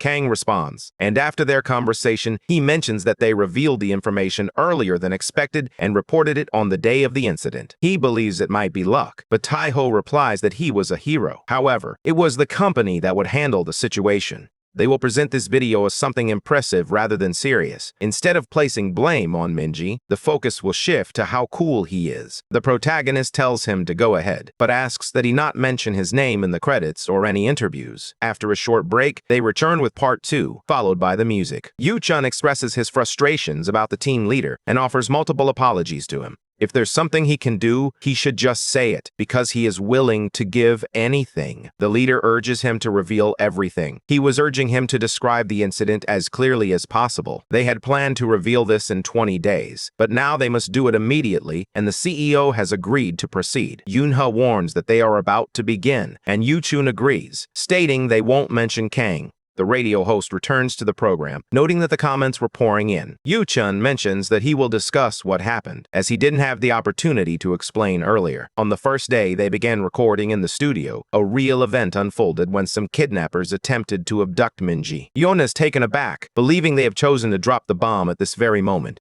Yu-chun explains that the food truck owner successfully captured the kidnappers, and everyone gathers to watch the video. People on the internet commented that he wasn't human and possessed the skills of a special agent. Upon analysis, a man observes that he was faster than the Olympic record. On another site, they analyzed that he might be the best baseball player. Jian mentions that the agent's information was spreading on the internet, while Kang notes that since his name and face weren't revealed, it was fine. He is questioning whether he can go to the Olympics, but the system indicates that he won't pass a doping test. Baseball was encountering similar challenges, and the protagonist urged him to give up, insisting he wouldn't succeed. Dion then shifted the conversation, suggesting they should relocate to a more stable and better environment. He could wrest the combat mode more efficiently, and Kang inquires whether they can manage with their available funds. The artificial intelligence confirms that the payment for the recent movie has already been deposited into the account. 5 million won was deposited, and Kang questions whether that was the full amount. Arium shares that from the moment she saw the video, she knew it was Kangen. She has a keen eye for people. And Songhwan admits he didn't realize there was another skilled individual. The girl asks if he has ever seen anyone else like Oppa Kangen. Songhwan confirms this because the person he met was incredibly skilled as well. In his room, Kang complains that his ears are burning. Yoonha enters the cafe, where she is warmly welcomed. She asks if this is where Kangen works, and Songhwan confirms it, but he also realizes who she is. Then he asks if it could be, and Yoon Seo calls her friend. She asks what brings her there, noting that she has been super busy recently. Noah replies that she came to talk to Kang and heard the food is good. The girl mentions that he is currently in his room, as he also resides in the internet cafe. She wonders if he has a face, and Yoon Seo replies that she doesn't know, but he does eat and sleep there. Una firmly believes it's completely inappropriate for a man and a woman to live under the same roof. They begin to argue because Kang isn't that kind of person and would never do anything to her. Regardless, she could go in since he was already inside. Kang rises when he hears someone opening the door to his room. The girl calls out for her, Appa, prompting the protagonist to wonder why she is approaching him. She explains that she came to apologize for Yu-chun's comments on the radio. Kang clarifies that it wasn't her who spoke, noting that she appeared on the same show and that the guy really needs to learn to hold his tongue. At that moment, she was facing punishment from Min Young and enduring some tough times. Kang questions whether she traveled all this way just to say that. She adds that she heard the internet cafe is famous for its food and decided to come and try it. The protagonist explains that they aren't serving food today because he has somewhere to be, prompting Yoonha to ask where he's headed. He says he needs a place to stay, and as she can see, this situation isn't ideal. Yuna asks why someone like him is living there, and the protagonist replies that he has his reasons. The girl envisions the protagonist as a certain type of man. She expresses her desire to accompany him, believing it would be beneficial to have someone to help him make choices. However, Kang replies that he can manage on his own. They both decide to go together and enter the house. The girl is amazed, and the protagonist explains that it has a refrigerator, an old air conditioner, and everything else one might need. She asks him if he isn't paid enough to afford a small apartment, and Kang confirms that he isn't. Yoonha expresses her confusion about why someone like him would spend time in an internet cafe, but now she finds herself questioning why he even goes to a studio. She asks how much he received and offers to help him find the best place for the money. Kang replies that it was 5 million. The girl is completely taken aback upon hearing the amount. She then takes out her phone. They start a call, and the person on the other end answers, revealing that it is Shin Yoonha. Min Young questions what happened and realizes she shouldn't have said that. She was asking for forgiveness for Kim Yoo-chin while the actor pleaded to be spared. The girl declines and decides to leave that decision to the sunbae. However, that wasn't the reason for his call. It seemed that Mr. Na Kang received only 5 million for his appearance fee. Min Young observes that there seemed to be more people involved, while Yuna points out that Kang didn't say anything and was speaking on his behalf. She says he saved the movie and, more importantly, was her daughter's savior. She will check with Daiho while Yuna expresses her gratitude. She said she would leave it with her for now. She states that until they receive a response, they will explore better places in the city. Lee Tai-ho calls the protagonist to share that he has been investigating the matter. He reveals that he only received 5 million for the appearance fee, expressing his surprise at this amount. Director Sun was occupied with the film's release. The payment department processed it as usual, but the outcome was unacceptable given his work. As the official stunt coordinator, he calculated the risks, and now he would transfer a total of 100 million won immediately. Kang and Eunha step into a stunning apartment. The girl remarks that the previous deposit was quite small, and the protagonist replies that she is aware of many things. Yuna describes herself as the kind of woman who helps those around her, and the protagonist agrees, saying it sounds good.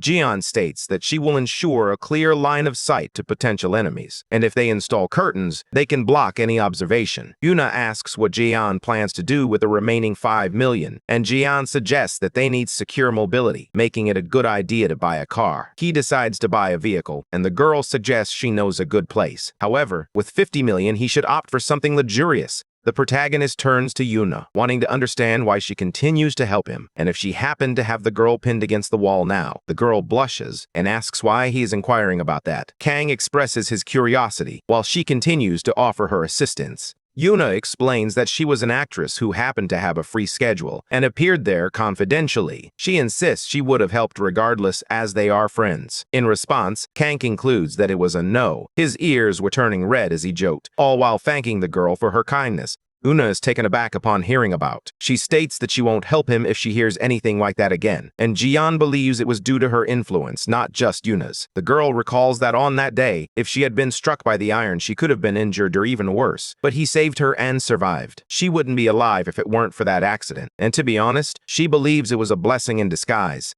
The girl truly believed it was that way. But when she found herself alone at home, she began to see things differently. As she stepped into her dark house, her heart raced as memories of the moment flooded back. Since that day, a house devoid of light fills her with anxiety, and the incident continues to haunt her dreams. She believed it would be safer, and that everything would be fine if it were him. She notices that the protagonist isn't paying attention, while Kang remarks that the view is incredible. In a bustling dealership in the heart of Seoul, Yuna questions whether he truly intends to buy that with his remaining money. He had good tones in the cars there, but she wants to know why he chose that old wreck. Kang responds that it would have been rude to the seller not to consider it. The seller claims she was correct and brought the item there to sell, but no one is interested in buying it. Yoonha mentions that there are many better and prettier cars to consider, but the protagonist insists on looking under the hood. The protagonist begins to analyze everything around them. He asks if he could fix a car like that, and Jiyeon confirms he can, as he has repair manuals for battlefield vehicles.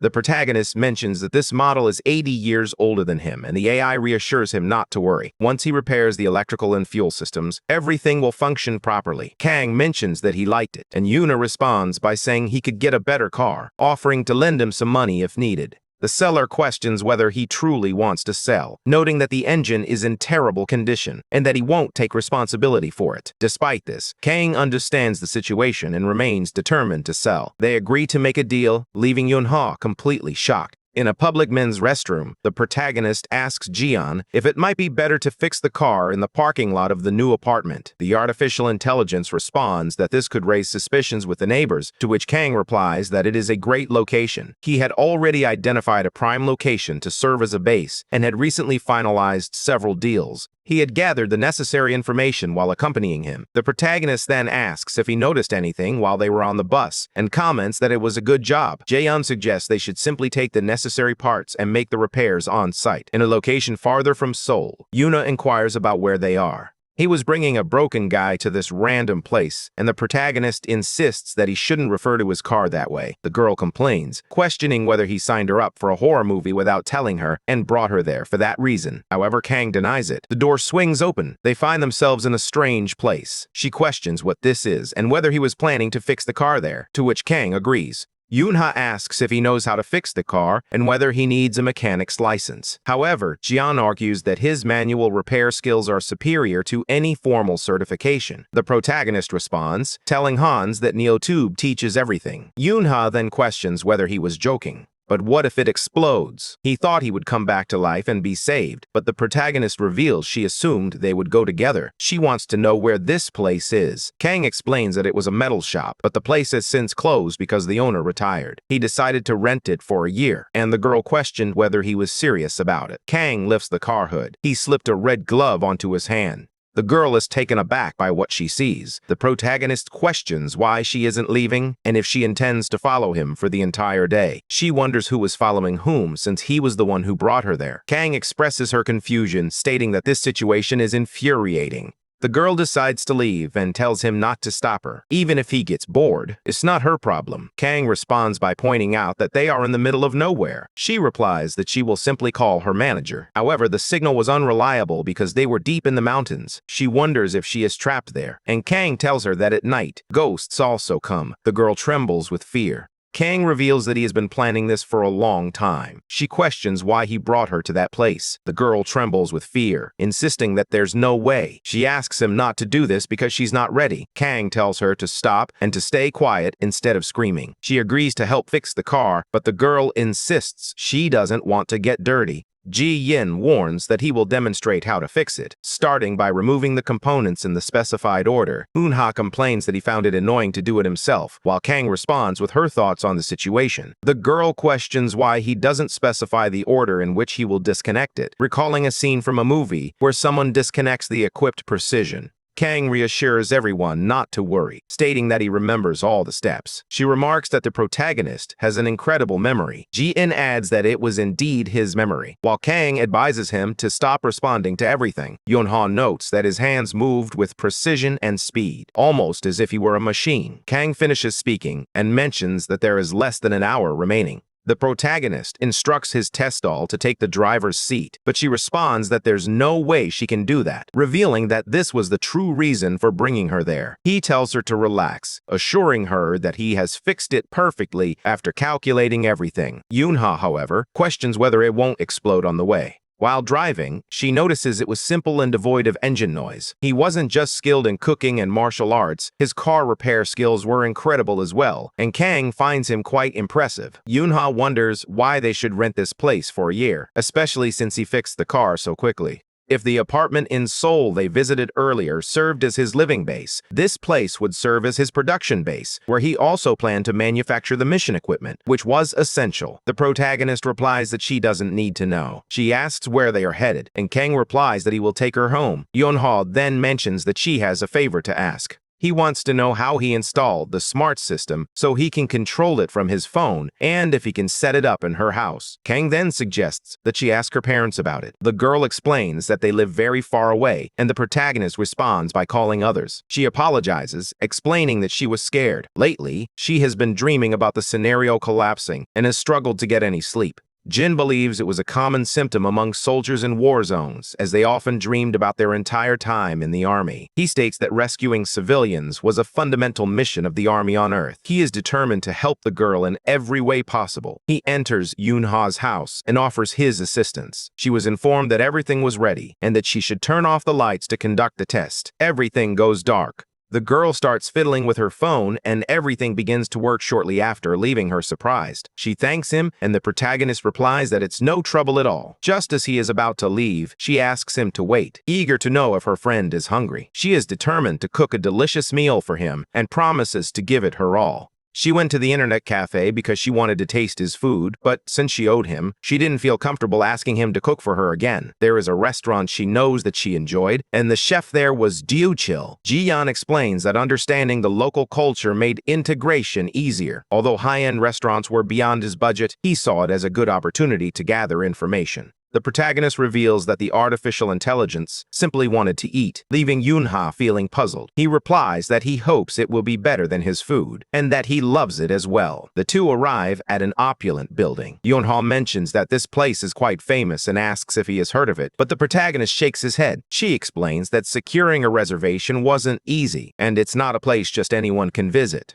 She claimed to be Shin Eun-ha and said she could easily secure a reservation. The beautiful, famous, and perfect actress captures everyone's attention, but the protagonist simply sighs, much to the girl's irritation. She mentioned that she filmed several movies with the chef and got his number to arrange a room for two. Kang asks who she intended to take with her when she made the reservation. The girl reflects on the previous night, noting that it wasn't anything significant. They decide to head into their room for a meal at a place called Café de Yumhan. As they sit down, Kang comments that he thought it was a restaurant, only to realize it isn't. Yunha then asks if he has ever been on a date. They agree to chat in the cafe until he gets hungry, while the restaurant is located above them on the 7th floor. The protagonist reflects on the date. The fact that his identity is in the government's database makes him wonder if he had a life like everyone else. Curious about why he was in this place instead of the Earth Union in 2082, the girl suggests they should request a seat by the window. The girl answers the phone, stating that she will confirm her dinner reservation for tonight. She is taken by surprise and screams upon hearing this.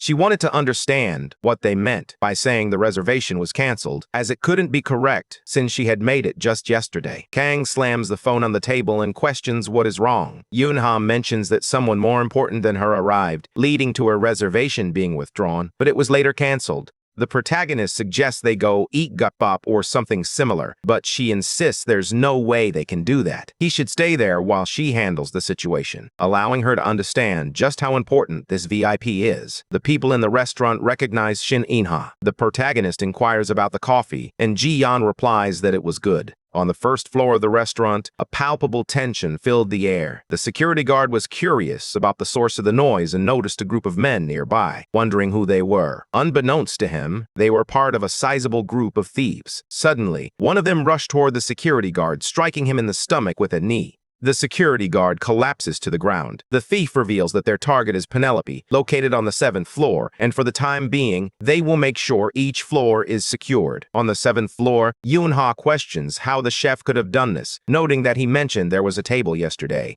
The chef apologizes, explaining that a crucial reservation came in unexpectedly. The girl then questions just how important the guest could be. Ok Ki-shul stated that she was the last to make the reservation and had no choice, as it was honestly a last-minute decision and not official. Yunha mentions that she had previously stated her intentions and traveled all this way. Ki-shul apologizes, believing his staff had informed her. He promises that if she comes again tomorrow, he will treat her properly. The girl feels hesitant. She states that she has no excuses to meet tomorrow, and if she asks him to come again, he will refuse. Ki-shul then questions who this person is. In another corner of the restaurant, a person is engaged in a phone conversation. Tae-hoo explains that his brother insisted on coming and barely managed to book the last night, but now he can't make it. Tae-sung offers his apologies. The young man wonders if he will be eating alone, as his wife is preoccupied with her plans. Tae-sung apologizes and says they will talk later. The president remarks that eating alone is not his style and observes Yunha conversing with Ki-shul. He approaches and the girl greets President Lee Tae-ho. He asks if she was alone, and Yunha denies it, explaining that she came with Kang-in, although their reservation was canceled. The president expresses that this arrangement works out perfectly, as he was concerned about dining alone. Now he will join Kang-in and her for the meal. Tae-ho states that 3 are better than 2, which angers the girl. She asks if everything is okay, and Ki-shul replies that it is, as it was the same as hers before everything changed. Kang takes a sip of the coffee, exclaiming that it is absolutely amazing. Perhaps he can chemically analyze how to create a different coffee, as his taste buds are particularly sensitive. The protagonist glances at Yunha's messages on his phone. Ji-yeon wonders if the agent truly prefers beef soup to gourmet food, or if he was just being polite. Kang remarks that he must be an insect, noting that his assistant was particularly annoying today. He wants to know why Yunha is taking so long. It's been about 20 minutes. Ji-yeon reports that an anomaly has been detected. All the phones in the area had lost their signal. The construction on the first floor had its shutters closed. Analyzing the noise from the fire shutter, it's important to note that the entrance is completely sealed. As the 4 distinct voices are reconstructed and interpreted, people begin to wonder why the shutter is closed and why they haven't heard any sirens. The protagonist decides to go downstairs to investigate. However, the system detects an armed individual at the second location. A few people were walking behind the internet cafe. He inquires about the armament, and Ji-yeon explains that she heard the sounds of guns reloading. He decided to retreat because they were approaching in just 10 seconds. The protagonist states that there's only one exit and asks where he should go. Ji-yeon responds by telling him to break the cafe window and jump. Kang wonders if he is being instructed to leap into his painless fate, while the robot reminds him that he is currently on the second floor. The bandits burst through the door. They aim their guns forward, shooting at a row of wine bottles. People are left wondering what that was as they heard the gunshots. With the curtain falling, the bandit commands them to be silent. Anyone who screams will be shot immediately. They must remain silent and move to the hallway. Tae-ho wonders what is happening and whether this is a planned event. Judging by Chief Ki-chul's expression, it was clear that nothing had been planned. He believes this is real, and a look of fear spreads across his face. Yoon-ha asks what she can do, and the president instructs her to stay calm and follow their directions. Everyone moves forward quietly. The girl mentions that Kang-in is currently on the second floor. That's right. If you call him, he will come to get you. However, a bandit suddenly points a gun at her. She wonders if she doesn't grasp the situation, given that phones are banned and won't work there. She wants to know if the girl intends to report this, but the girl denies it, feigning ignorance about the police number. The bandit orders them to head to the corner of the wall, and the pair moves swiftly. Yunha believes that Kang and Appa will come because he is strong. Tai-ho states that no matter how strong one may be, everyone is equal in the face of a gun. He insists they must leave immediately.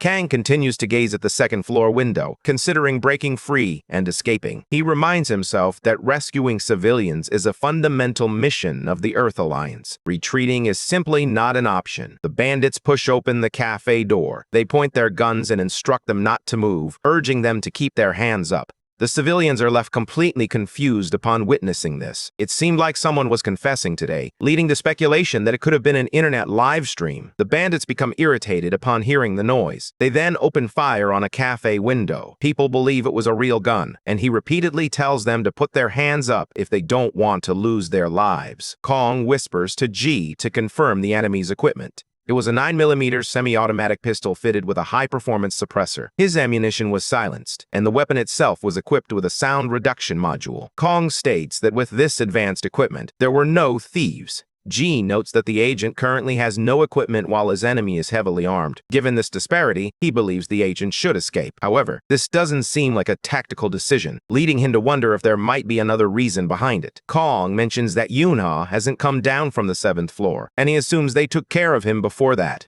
Yoon-ha calls out for Kong and Appa, curious if they will show up and what might unfold next. Tae-ho notes that the bandits are accompanied by a woman, emphasizing their complete disregard for civilians and suggesting that she is the intended target. Yoon-ha ponders her identity, speculating whether she could be a minister from abroad or someone of similar importance. Tae-ho then reveals that she is Scarlett Kelly, the CEO and head of Omega Tech. The actress claims it was a company with shares in Apple and Google, but he denies this. Omega Tech is believed to develop military equipment. Her father, Lee Jung-min, was the CEO of Iron Qigong, a company that manufactured military equipment. However, when her brother discovered that Kelly was present, he made a reservation request. Her company was well known in the film and performance industry, which is how he came to know the chief, Gyu Chio. But now her brother was missing and had been captured. Yoon-ha speculated that if this woman was the target, it must be a conflict between weapon manufacturers. The bandit commands the two to remain silent, warning them that if they make another sound, he will take their lives. Pointing the gun at Scarlett once more, he ordered her to say the access code if she wanted to live. No matter how much she loved money, it meant nothing if she lost her life. Scarlett questions how much he was earning, since she is willing to pay double whatever amount he has, and no one has been hurt yet. They could end it there. The bandit laughs hysterically, insisting he refuses and that it wasn't about earning a few extra bucks. Scarlett also refuses, stating that even if they make her suffer, she will not reveal the access code. The bandit twists her arm, calmly stating that he will see if it's true.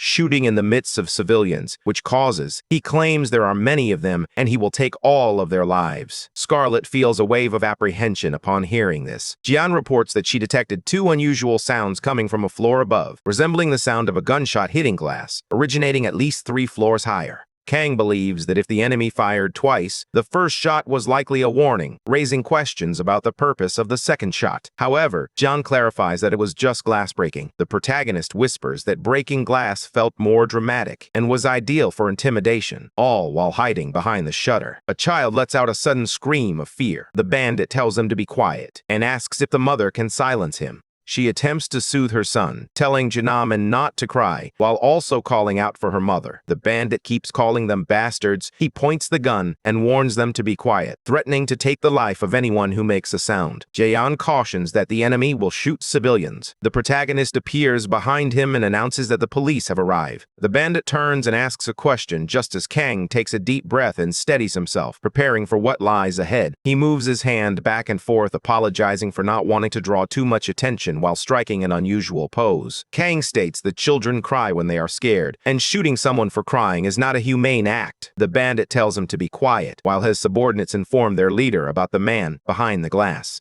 He asks the protagonist if he thought he wouldn't shoot just because he was facing the glass. At this point, they wouldn't even notice the missed shot. As she pulls the trigger, she tells him to go to hell. Suddenly, the protagonist appears behind him and delivers a swift kick. Kang follows up with another blow aimed at the assassin's arm, striking it and twisting it.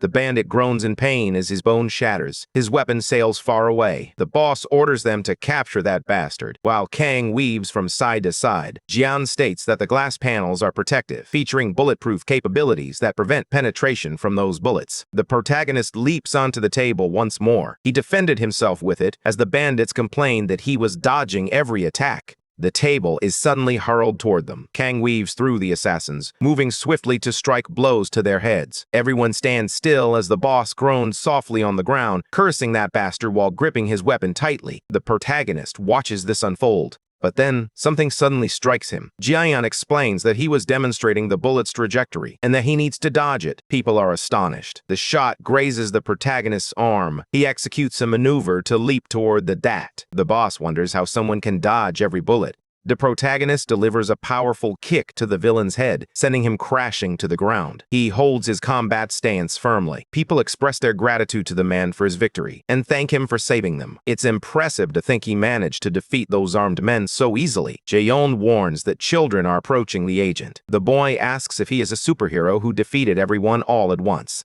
The artificial intelligence noted that the witness had a significant amount of blood, which could negatively impact the children's mental health. This left the children feeling confused. The man places the underwear on the bandit's face, prompting the kids to question what he is doing. Kang reassures them that there's no need to worry, as his arm wasn't injured and they shouldn't be concerned. There were 3 semi-automatic weapons, each containing 3.5 cartridges. Jian announces that he has finally acquired the weapons and must disarm them all. Meanwhile, the protagonist questions whether he can accomplish this with so many people watching. With this level of control, other groups may be waiting outside, making escape potentially dangerous. The AI concurs, acknowledging that it would indeed be a challenging situation. Civilians, unlike the agent, face a high risk of perishing. Kang notes that Yuna was likely on the 7th floor, emphasizing the need to devise a plan before proceeding. If they don't move quietly, people could be in danger, and he possesses a certain wisdom.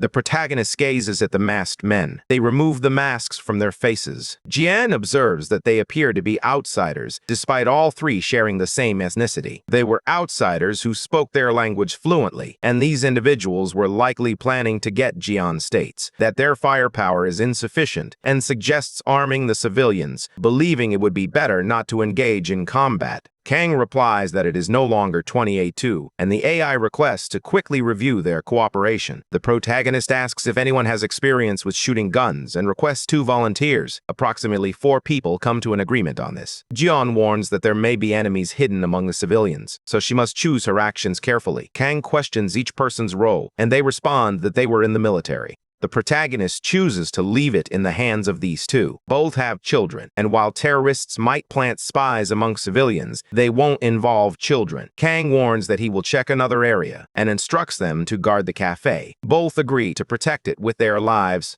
The protagonist insists that the weapon should not be given to anyone, emphasizing that only the police should have access. They warn that there may be snipers outside ready to prevent any escape. Kang takes the radio from the man wearing the rabbit mask. Jian states that he wasn't military and showed signs of short-range modification, prompting a voice to call out to the man from the cafe. He heard some noise upstairs and wants to find out what was happening. Kang asks if the AI remembers the voice of the rabbit mask, and it starts to alter the agent's voice accordingly. The protagonist claims he disciplined those who failed to follow orders. People are astonished by this, and the person on the radio questions whether he was acting recklessly once more. Kang insists they need to demonstrate to these guys that they aren't just three individuals, they will rise to the occasion. He stands up and asks a nearby woman if she has a compact mirror, and she does. The protagonist thanks her with a wide smile, causing everyone to blush. Kang ascends the stairs, noting that the elevators have been disabled. However, Jian reports that she noticed movement coming from the first floor.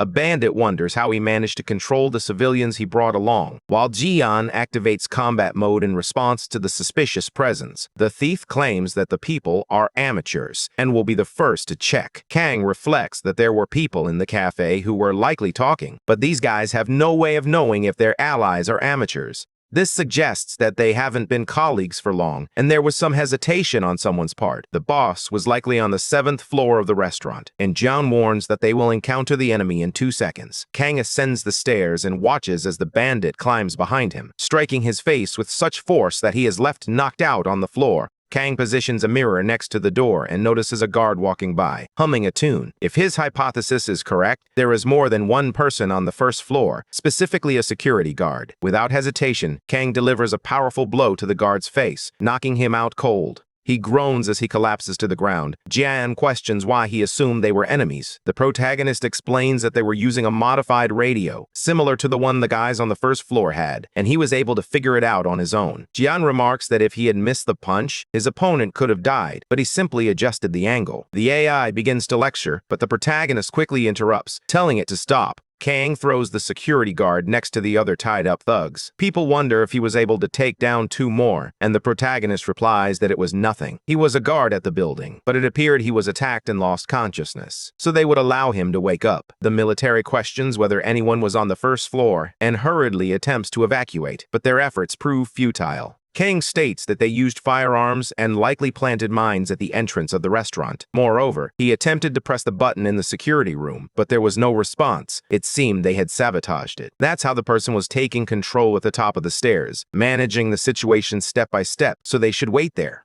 Kang ascends the stairs once more, and Jian cautions him that there are no sounds coming from the 3rd floor. All the rooms, except for the office, appeared to be locked. Since it was the weekend, the area was deserted. There was no sound of breathing coming from the 4th floor either. A faint spark flickered from above the open door, prompting the protagonist to investigate. He opens it suddenly, and Jian announces that he has found the control room. Sparks flew from each generator's hard drive, completely destroyed, along with the computers, which were also broken. They rendered it impossible to recover footage, as well as access phone and internet lines, effectively blocking everything from the building. Kang explains that the 1st floor was the lobby, the 2nd was the cafe, and the armed forces occupied the upper floors. Therefore, the target is not Yuna. She is merely a supporting actress, and the AI was aware of that. Meanwhile, a man in a camouflage hood sits quietly, taking a sip from his drink. He glances to the side and notices the police car.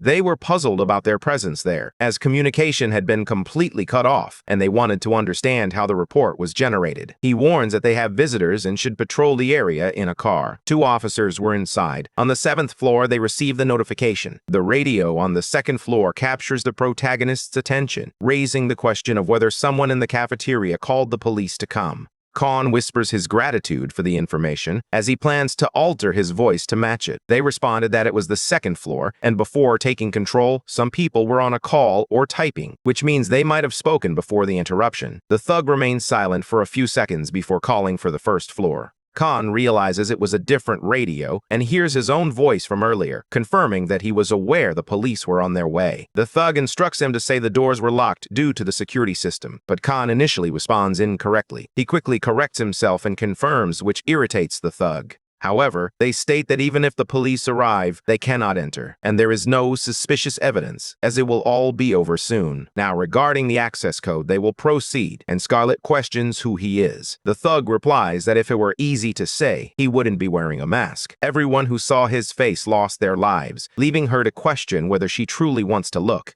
Her life had value, and if she wanted to live, she had to provide the access code. Only then would she survive. Scarlett glances to the side. She saw her secretary Jessica being tied up. The redhead bites her lip and reveals that the password is Prometheus, Ouroboros, and Pandora. Those were the 3 steps for the access code. Now that she has spoken, they should let her go. But the thug says he will check first. His men outside weren't just for decoration. If the access code was false, her friends would lose their lives. Ordering checks for the passwords of Prometheus, Ouroboros, and Pandora, Scarlett tries to undo her mistake, insisting it was a lie. Access is denied, and the thug pulls the trigger, striking the secretary in the head and leaving Scarlett's face stained with blood.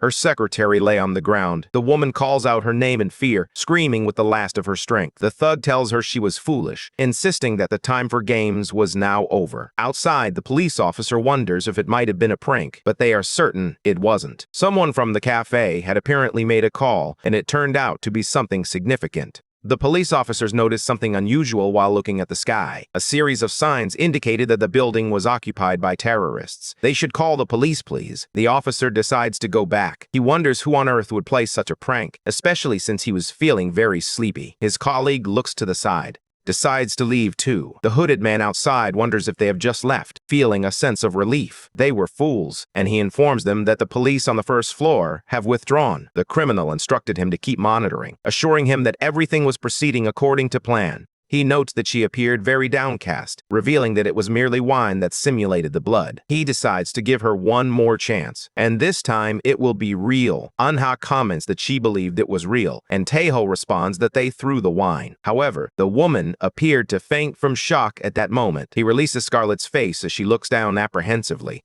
The police car remains on the scene as the assistant questions why they are leaving when the first floor is completely blocked. The officer explains that this is exactly why they are departing. It's not a situation the two of them can handle alone. He wonders how many people are inside the building, noting that if they acted impulsively, things could escalate quickly, which is why he made the decision to leave. To request reinforcements from other locations. Moments later, an entire team analyzes a list of individuals using credit cards. It would be an issue if there were any celebrities, but the man mentions they have Scarlett Kelly from Omega Tech and Shin Yuna. One of the agents expresses surprise, asking if it was the actress. The presence of the president of Taecho confirmed that it was indeed Shin Unha, which was incredible. They were curious to find out if everyone had gone to eat something prepared by Gichio. If a celebrity is taken hostage or loses their life, the media and the public will never forget the impact of such a tragedy. They arrive, cross the street, and assess the situation from the terrace. A police officer informs the captain that they have covered all the windows on the 7th floor.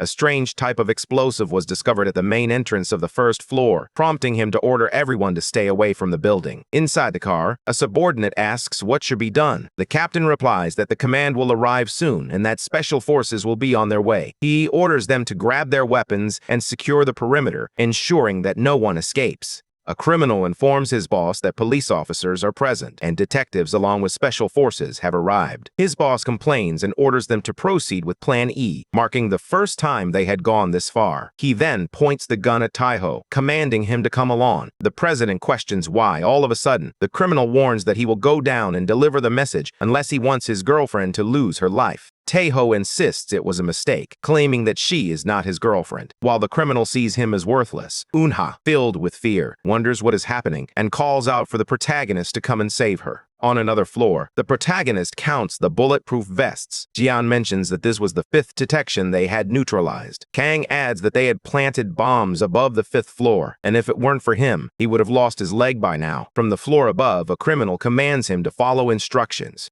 If he says something unnecessary or tries to run, his girlfriend in Taeho will clarify that Shin Yuna is not his girlfriend. The criminal instructs him to go there, say exactly what they tell him, and assure them that everything is fine. Jaeyoung recognizes the voice as belonging to President Lee Tae-ho. The criminals warn that a trap is planted on the stairs and instruct Taeho to lead the way. That president descends with fear and uncertainty. Completely apprehensive with every step he took, he confidently claimed he really managed to do it, until a female voice from another room interrupted, asking if it wasn't Seo Lee. The man approaches the door. They were surprised afterward. One of the reasons for this situation is someone emerged from the lower floors and their voice was impressive. The girl questions what is happening because she was in the office. However, when she wakes up, everything feels off and she wants to know if something occurred in the building. Lee Tae-ho is convinced it was definitely not Kang. It sounded like a woman's voice. Furthermore, her expressions and gestures were entirely different from what he had imagined. The criminal ordered his men to examine the path the team would take, fully aware that escape was impossible, especially for a woman. They would simply knock her out and put her to sleep. Ji-yeon warns that the enemy will arrive at any moment. Kang moves with astonishing speed, swinging his leg toward the bandit's face. He lands a kick that sends the bandit flying into his allies while simultaneously firing a shot.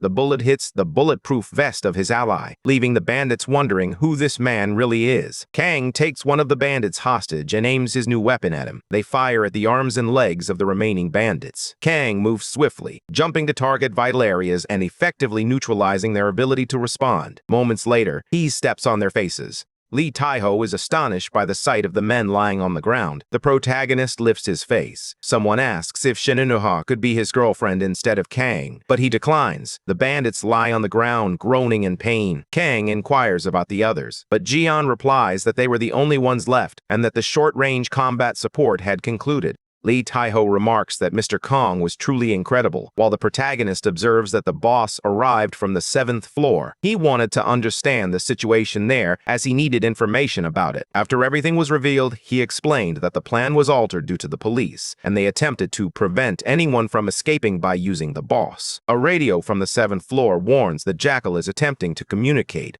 He heard screams from the floor below, prompting him to report the situation, while Tae-ho feared they would be captured. The protagonist flawlessly mimics the voice, reporting that 2 men on the 5th floor were subdued and that there were no casualties on their side. Jackal wonders if he searched thoroughly, and Kang reveals that there was a hidden passage. With no time to waste, he hangs up, leaving Tae-ho questioning how his voice sounded exactly like the guy's voices, while earlier it had resembled a woman's. Kang explains that mimicry was part of his personality and advises him to wear the bulletproof vest. Concerned about Yoon-ha's well-being, the president reassures that, so far, she is okay, but they are continuing to monitor her closely. Jaeon believes that celebrities hold significant value as hostages. She warns that she will proceed, while Tae-ho asserts that he has a gun as well, promising to fight by her side. He had served in the army and was a reservist who held the rank of sergeant. Kang questioned his position, while the president appears somewhat hesitant. He mentioned that he was part of the promotional unit of the defense minister, and Kang instructed him to remain there.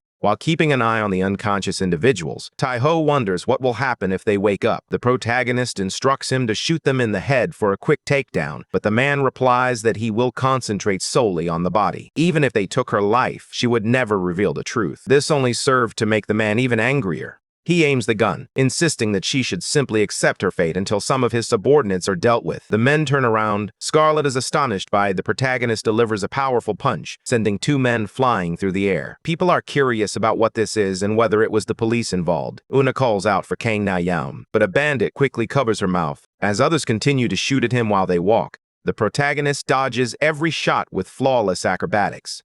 He then uses his strength to push off the wall.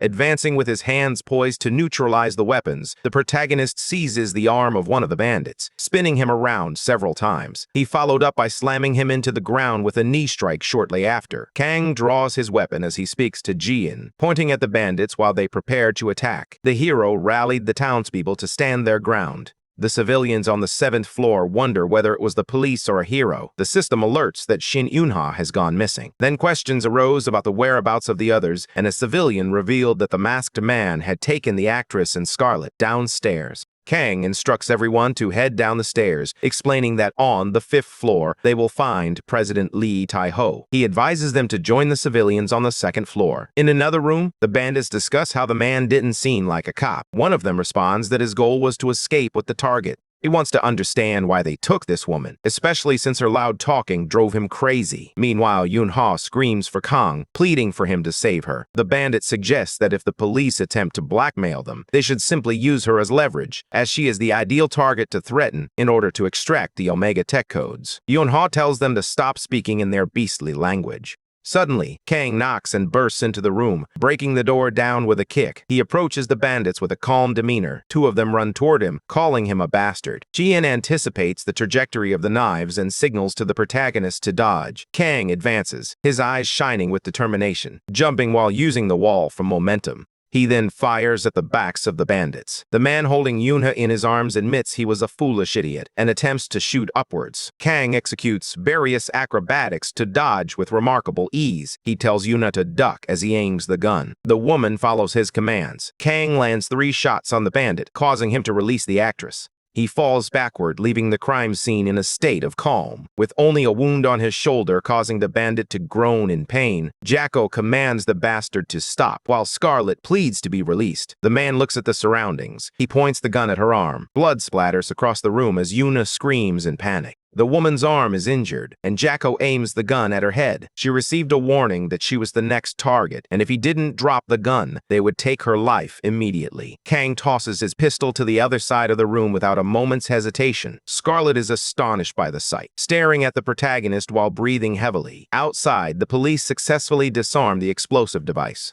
The armed forces start to arrive at the location. Everyone felt a sense of apprehension. They decide against shooting the individuals emerging, as they appear to be civilians. The women recall that the terrorists armed with guns entered the cafe and attempted to open fire. Everyone believed they were facing certain death. However, someone even more terrifying than them had emerged on the scene. He dodged the bullets in the blink of an eye and swiftly took everyone down. The atmosphere was tense, and aside from him, everyone else must have lost their lives. The captain explains that he was referring to a ghost or a ninja who evaded all the bullets and took down the terrorists without sustaining any injuries. Curious about the bizarre situation, he listens as his subordinate suggests that everyone must be experiencing hallucinations brought on by panic. They might have been hallucinogenic weapons, so he needed to ensure his team wore gas masks. Inside the building, Yuna questions whether her appa is insane for throwing the gun, but the protagonist insists that he will allow him to shoot. Jacko wonders how he ended up in this situation after receiving a report stating that there were no issues on the lower floors. Kang drops all the radios hidden beneath his shirt and, imitating his subordinate's voice, claims responsibility. His boss is falling for the ruse. Kang is the one who created all the voices, and Jacko grows irritated when he realizes he is repeating the same information. Kang curses the situation, directing all their fire at the protagonist. He picks up a kitchen knife that was lying on the table, advancing while skillfully dodging shots at unimaginable speed. He throws the knife, hitting Jacko's arm. Scarlet collapses into Una's arms. Kang instructs them to use him as a shield and to leave calmly, because he will put an end to this. Jacko calls him a bastard. He wanted to know where he came from and what his codename was. The protagonist bows his head, stating that he will say it only once and that everyone must listen with their full attention, then advances. Landing punch after punch on his opponent's stomach, he then strikes his chin, knocking out a few teeth. He delivers a kick to the head, and several more to the abdomen. Jacko is thrown back and crashes into the piano. Standing tall, Kang reveals that his codename is K-Batacha. Jacko wonders what it meant. Jian reminds the protagonist that the hostage has a wound on her arm and requires first aid. Yuchil suddenly enters the room and asks if Scarlet is okay. Kang remarks that it was a good time, and Yuna inquires if he was watching from a safe distance. The protagonist opens the first aid kit and begins selecting the necessary equipment. Scarlet was impressed, and Jian explained that the wound wasn't deep. It appeared the bullet had only grazed her. The bones and veins were intact, and the situation was not life-threatening. She said the wound wasn't deep, but advised that she should go to the hospital now. Scarlet expresses her gratitude to the special agent for saving her life, while Yuna asks if she speaks Korean. They found themselves in this predicament because of her, and Scarlet mentions that her grandmother is Korean. Yuna insists she speaks Korean fluently, but struggles with English. She explains that he was likely a U.S. agent sent to protect her. The protagonist responds that he is just a local food vendor. Meanwhile, the Special Forces agents ascend the stairs quickly and cautiously, remaining vigilant as they know anything could happen. Taeho notices that people are climbing. He then reveals that it was the police, prompting the agents to ask who he was. The president cries tears of joy at their presence, but the agents urgently command him to drop the weapons immediately. Taeho approaches and expresses that he seriously thought he would lose his life while waiting for them. After a few minutes, they confirm the identity of President Lee Taeho, questioning whether he was the one who took them down. However, the president denies it, as the individual managed to overpower everyone effortlessly. The guards quickly duck when they spot landmines in the corner of the room. Lee Taeho picks it up with his hand, asking if that was the case. The agents, having already disarmed them, instructed the fool to deactivate the bomb before it exploded. The bald man greets them as they enter his restaurant upstairs. The agents initially wonder if it was a flash grenade, but they soon identify him. They reassure them not to worry, as everyone is safe there. There was only one injured person, but she received first aid and is now doing fine. The police suspect that this individual may have been involved with the terrorists, but Yuna insists that they were all unconscious, each person inside the building. The agents feel apprehensive as they witness this, questioning why they traveled all this way. Outside, the police conclude that the terrorists were disguised among the civilians and must now check each individual. They express their gratitude to Mr. Kang for helping them avoid a disaster. They also identified the leader and handed some coffee to the protagonist. The leader was Jackal, an international criminal engaged in terrorism, theft, and kidnapping. He was on Interpol's radar and wondered how he could defeat this man with a single blow. Kang remarked that they seemed like mercenaries, and the police officer is surprised that he even noticed it. Jackal had only 3 true subordinates, while the rest were specifically hired for their fluency in Korean. In this case, an American woman was lured into the building by someone, and it was one of his employees who had recommended the location. The United States investigative agencies will take care of this, while Kang gazes thoughtfully out the window. The police officer admires how he fought alone, but acknowledges that it wasn't something anyone could easily do, even for the police facing armed terrorists. Moreover, he observed that none of them had life-threatening injuries, and even the gunshot wounds were not located in critical areas. Curious about how he acquired such skills, he learned that he wasn't from the Special Forces. Jian mentioned that the officer doubted the protagonist's identity. The infiltration and operation manual included a list of excuses for such situations. Kang revealed that he left the army about 2 years ago and spent that time training in the mountains, remaining beneath the waterfall for 7 days. He traveled through the Taibik Mountains for training, digging for ginseng when he was hungry. The protagonist developed his own martial art that incorporates weapons and practiced using water pistols. The martial art is known as the gun fist style. Practicing with water weapons proves effective, showcasing the strength of talent. The police officer found it impressive, yet it also seemed like nonsense.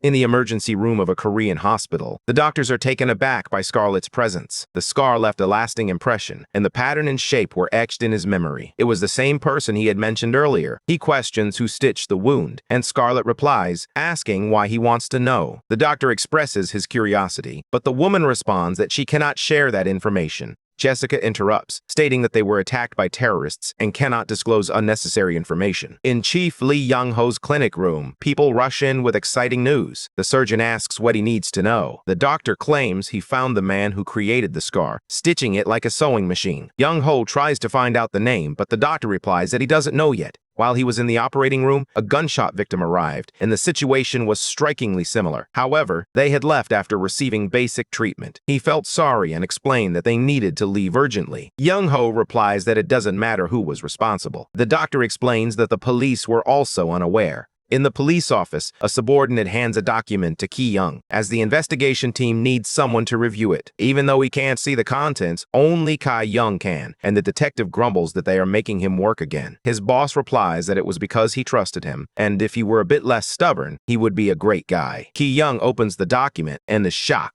The boss questions it because he wants to know directly from the source. Ki-young asks if he knows about the movie, and his boss responds by asking if it was the one with Shin Un-ha. The detective reveals that the hero involved in the incident was actually the film's stunt director. The real shock is that they actually know this person. The boss wears a serious expression. He is eager to find out if he is a criminal. Ki-young asks if he remembers the acrobat artist. The boss agrees, and he captures the killer through a drawing while also assisting with performance improvements. He realized they were the same person and wondered how one individual could possibly excel in so many professions. In a government investigation room, there is uncertainty as people question whether it makes sense for the boss to be at the center of the case. Their investigation focuses on Jackal, and the boss questions how they could overlook Na Kang-in, who resolved the incident on his own. He watched as the man carried someone through a burning building, and it appeared he excelled at everything he did. This led him to assume that the man was part of a special forces unit. Upon reviewing his classified units, he noted that he had received an honorable discharge as a sergeant from an administrative unit. He even received a photo from his former commanding officer who confirmed it. He was someone capable of taking down an entire army all on his own. Kang Na-in's outrageous tale involves training in the mountains while consuming ginseng and spending 7 days beneath a waterfall. With the bomb defusing skills he learned on YouTube, he was ready for the challenge. 2 days later, at the internet cafe, Yoon Seo welcomes a new client and explains that she is unable to go to that area. Yoon Ha removes her glasses so her friend can recognize her. Ji-yeon warns that she has heard Shin Yoon Ha's voice. She appears behind the protagonist, who questions why she came there.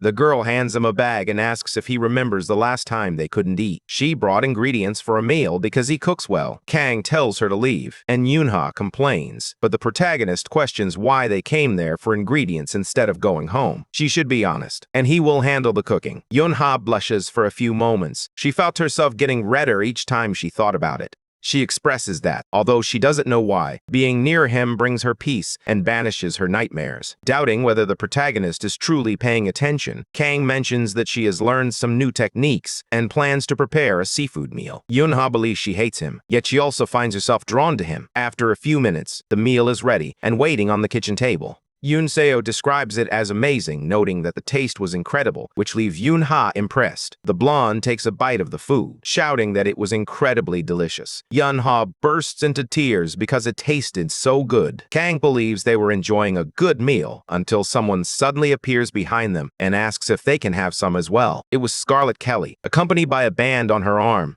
Eun-ha mentions that it was the American woman from last time, and Scarlet responds that she has found the right place. Kang asks how she arrived there, and the woman replies that she has some friends in Korea. She looked up the name and workplace, and Kang asks for forgiveness. Ji-yeon is confident that they also examined the protagonist's past. Kang asks her what she wants, and Scarlet suggests that he become her bodyguard. His artificial intelligence warns that becoming a bodyguard will limit his ability to engage in other activities. He sighs, providing relief to the real guards. She wonders if she should cover all the expenses, but the protagonist replies that he already has other commitments. Scarlet agrees, but mentions that she will just buy some food because she is hungry as well. As the day unfolds at the internet cafe, the American woman exclaims that the experience was incredible, even surpassing anything she has tasted in the finest restaurants. Meanwhile, Yuna expresses her frustration, insisting that this food should rightfully belong to her. Scarlet expresses her gratitude for the food and mentions that she needs to leave now because she has to travel. The protagonist receives an Omega Tech card.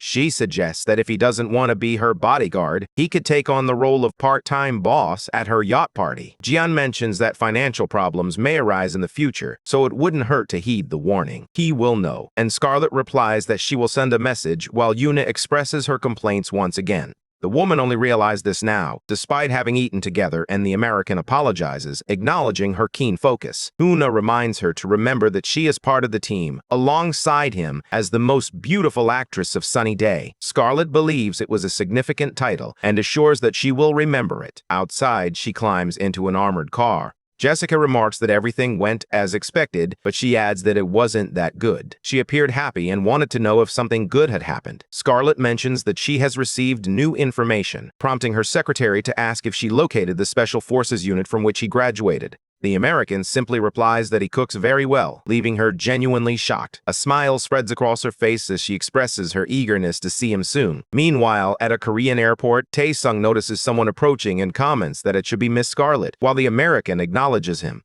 Tae-sung introduces himself as the leader of Iron Qigong and mentions that he heard she has been through some tough times. He expresses relief that things didn't get worse. Jessica becomes annoyed, questioning what he meant. Her boss just pressured her, and Tae-sung mentioned he heard about a terrorist attack. Scarlet claimed her boss possesses classified information and must have conducted some research, while the director believes he simply got carried away and spoke out of turn. He then realizes his misunderstanding, but it turns out he was mistaken as his younger brother was also involved in the incident while eating there. He stood guard on the stairs between the 5th and 6th floors. Scarlet recognizes Lee Tae-ho. Tae-sung had initially planned to leverage his connection for a business discussion later on, but he realized that pushing too hard could backfire. Instead, he mentioned that his brother is the CEO of Techo, noting that a well-known TV restaurant chef is acquainted with him. Scarlett appears to be uninterested. Tae-sung believes the atmosphere was cold and mentions that he invested a significant amount in the movie. She wondered if she had heard about the movie Sunny Day. Recalling Yuna's words about being the best actress in the film, Jessica announces that it's time to fly, expressing her regret but deciding to end the small talk. Tae-sung accepts this and hands over his card. Scarlett tells Jessica to hand over her card because she needs to focus and work hard now. Tae-sung replies that it's no problem and that he will call her later.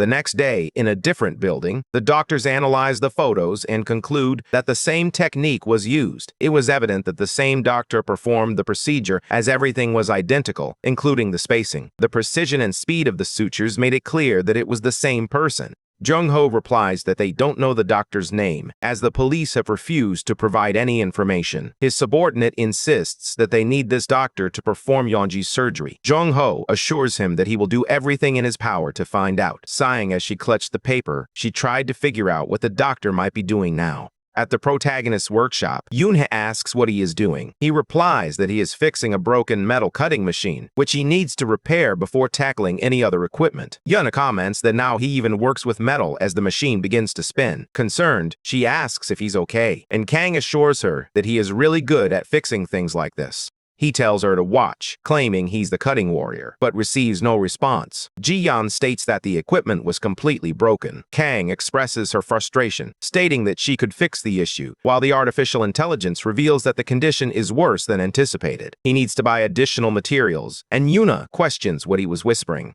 It wasn't her fault that it broke, and Kang mentioned he had been complaining about this troublesome part of his that caused the machine to malfunction. Yuna expresses that she understands and shares a similar experience, while Kang mentions that they are going out to buy something. She wonders why he behaves this way and often goes shopping when he's annoyed. They visit a home goods store, where Yuna silently expresses her frustrations. Kang states it was an equipment store, and he replies that it was his store. She suddenly receives a call on her cell phone. She answers, and the person on the other end asks her where she is now. Park Woo-se, her agent, advises her to avoid alcohol and take care of herself, as they have received an offer. She becomes serious for a few seconds.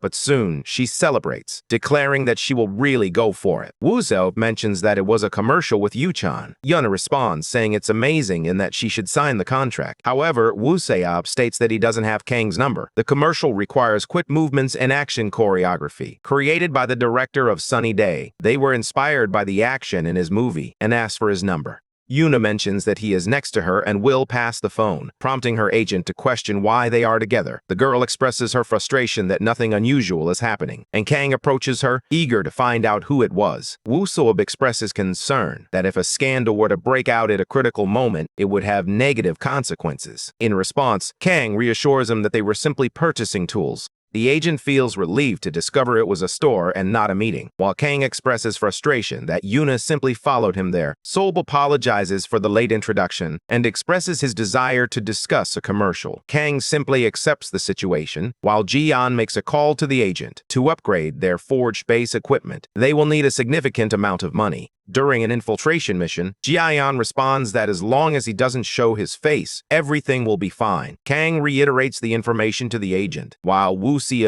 assures him not to worry, as he will only be responsible for the fight choreography. He hesitates for a few seconds. He mentioned that the clothes were quite unique and that his face would not be shown. He would wear a suit with a green background. At the SA Entertainment Cafe, Yuna calls out for Woo-se. He mentioned that it was nice to meet Na Kang-in. Woo-se replies that if he had come so early, he wouldn't have been able to eat, but he promises to treat him well next time. He introduced himself once more as Yuna's manager and the director of SA Entertainment. He then asks him to take care of the project, ensuring that his face won't appear. Eun-hye expresses her hunger and decides to eat first. Woo-se mentions that his company offers high-quality food and encourages Kang to come by anytime, assuring him that it will always be free. He tells them both to enjoy the meal and to call when they're ready, insisting that there's no other way. But inside, he was celebrating the opportunity to share a meal with him. Song-hwan notices the protagonist from behind, observing their movements with curiosity. Questioning why he was there, Yuna mentally noted that he had always been an interruption. As they share a meal, Song-hwan reveals that the goddess Onha has been collaborating with SA Entertainment. As a big fan, it was an honor to share a meal with him, while the woman believed he used the third person to create distance when they were alone.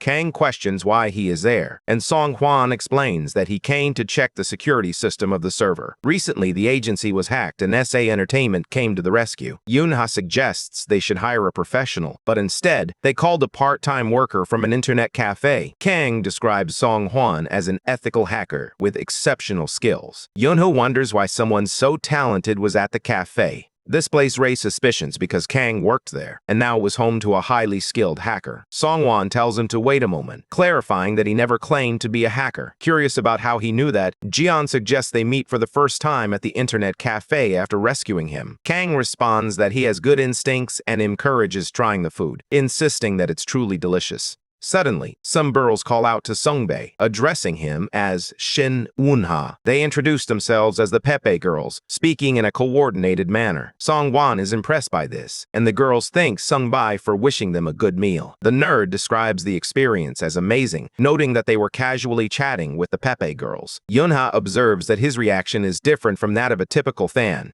Song-hwan continues to share his interests in all things nerdy, and the protagonist can't help but think he resembles Arium. Kang asks if the nerd has completed his work, and he confirms that he has, noting that he arrived early and, fortunately, no one was hacked. The protagonist understands while Song-hwan attempts to determine the reason for his presence. He replies that he is there to film a commercial. Yuna interrupts, stating that she is the actress and only needs the APA for the action scenes. Song-hwan suggests that Kang be his temporary agent, but Kang replies that he doesn't need one and can simply watch. That nerd expresses his gratitude, and Yuna becomes irritated because her meeting has been disrupted. In the commercial production room, everyone is impressed to learn about the martial arts director from Sunny Day. It was nice to meet him as he introduced himself as the commercial producer. Their previous director was injured, putting the production at risk of cancellation. However, he was grateful to have arrived just in time to save it. Woo Saeb announces that filming will take place tomorrow, but with time running short, they need to begin immediately. Kang asks if his artificial intelligence is on board with the plan, and Ji-yoon confirms that it is, noting that it was a good strategy. The protagonist warns that there is still time, but Yuna panics and insists that he stop immediately. Woo Seob mentions that it was a good opportunity. He will manage the contract while Kang films. They will keep a close watch to ensure no one bothers the guy, while Ji-yoon adds him to the list of good people.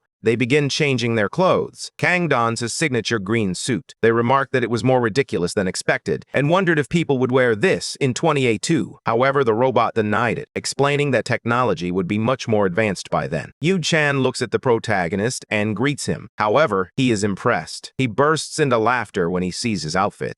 The actor remarked that it was amazing to see him in those clothes, and he found it very funny. Una wonders if her appa was foolish for coming there dressed so lightly. At the very least, he should wear a green shirt on top. Kang then asks what she was staring at. Yu-chan laughs, commenting that he should pay attention to things that don't match his pants. Kang replies that the filming days will be challenging, and his friend asks if the clothes are comfortable. The protagonist declines his request, stating that they will be the ones to suffer now, and they both exchange apologies. Kang tries to understand the purpose of those clothes, as they didn't appear to be suitable for quick action scenes. They took off the cloak that covered them. Yu-chan remarked that they were wearing strange clothes as well, while Kang thought it was a case of the pot calling the kettle black. Woo Seob finishes signing the contract. He just needs to add his signature in that final spot, until he notices that the internet has been cut off, even though it was working fine just a moment ago. Son Huan then says he was helping. The agent mentions that he installed a security program on the notebook earlier and should take a look at it, while Song expresses frustration, saying it was problematic because it caused the internet to go down. Woo Soup inquires whether he installed anything unusual on his notebook, but the nerd firmly denies it. The program detected a hacking attempt and cut off the internet to prevent further intrusion.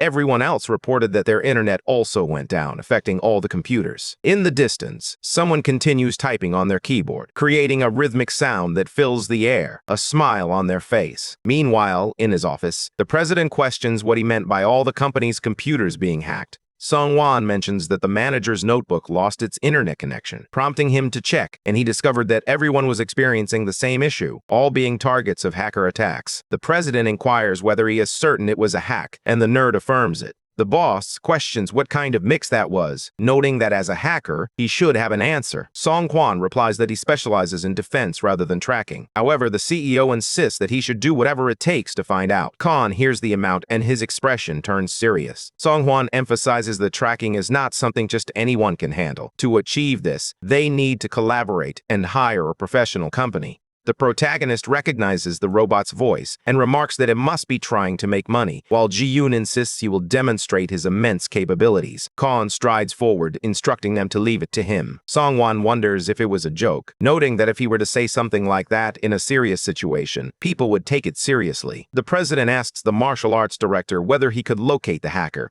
Khan replies that 10 million won is more than sufficient. They head to the notebook. Khan inserts a flash drive, pleased that he brought along the program he used last time. He begins typing and working on the computer. Ji-yoon examines the fleeting traces, while Khan believes it was an easy score for 240 seconds. Song-won feels confused as the protagonist types away, lost in thought. He wondered how the result was already evident, given how easily he was breaking through. Colin is eager to understand how, but he believes he doesn't know either. The enemy's location had been identified and was revealed to them. The president asks if he is certain, and instructs them to call the police to initiate the investigation. Curious about how he located a hacker in just 4 minutes, Khan asks whether it was costly. This decision could determine the company's future, and if they wish to avoid being hacked again, they should consider paying. Elsewhere, the police knock repeatedly on the door, seeking permission to enter. It opens swiftly. The man asks what it was, and Ki-young replies that he was a police officer and a hacking report had been discovered. The man looks surprised as she asks for permission.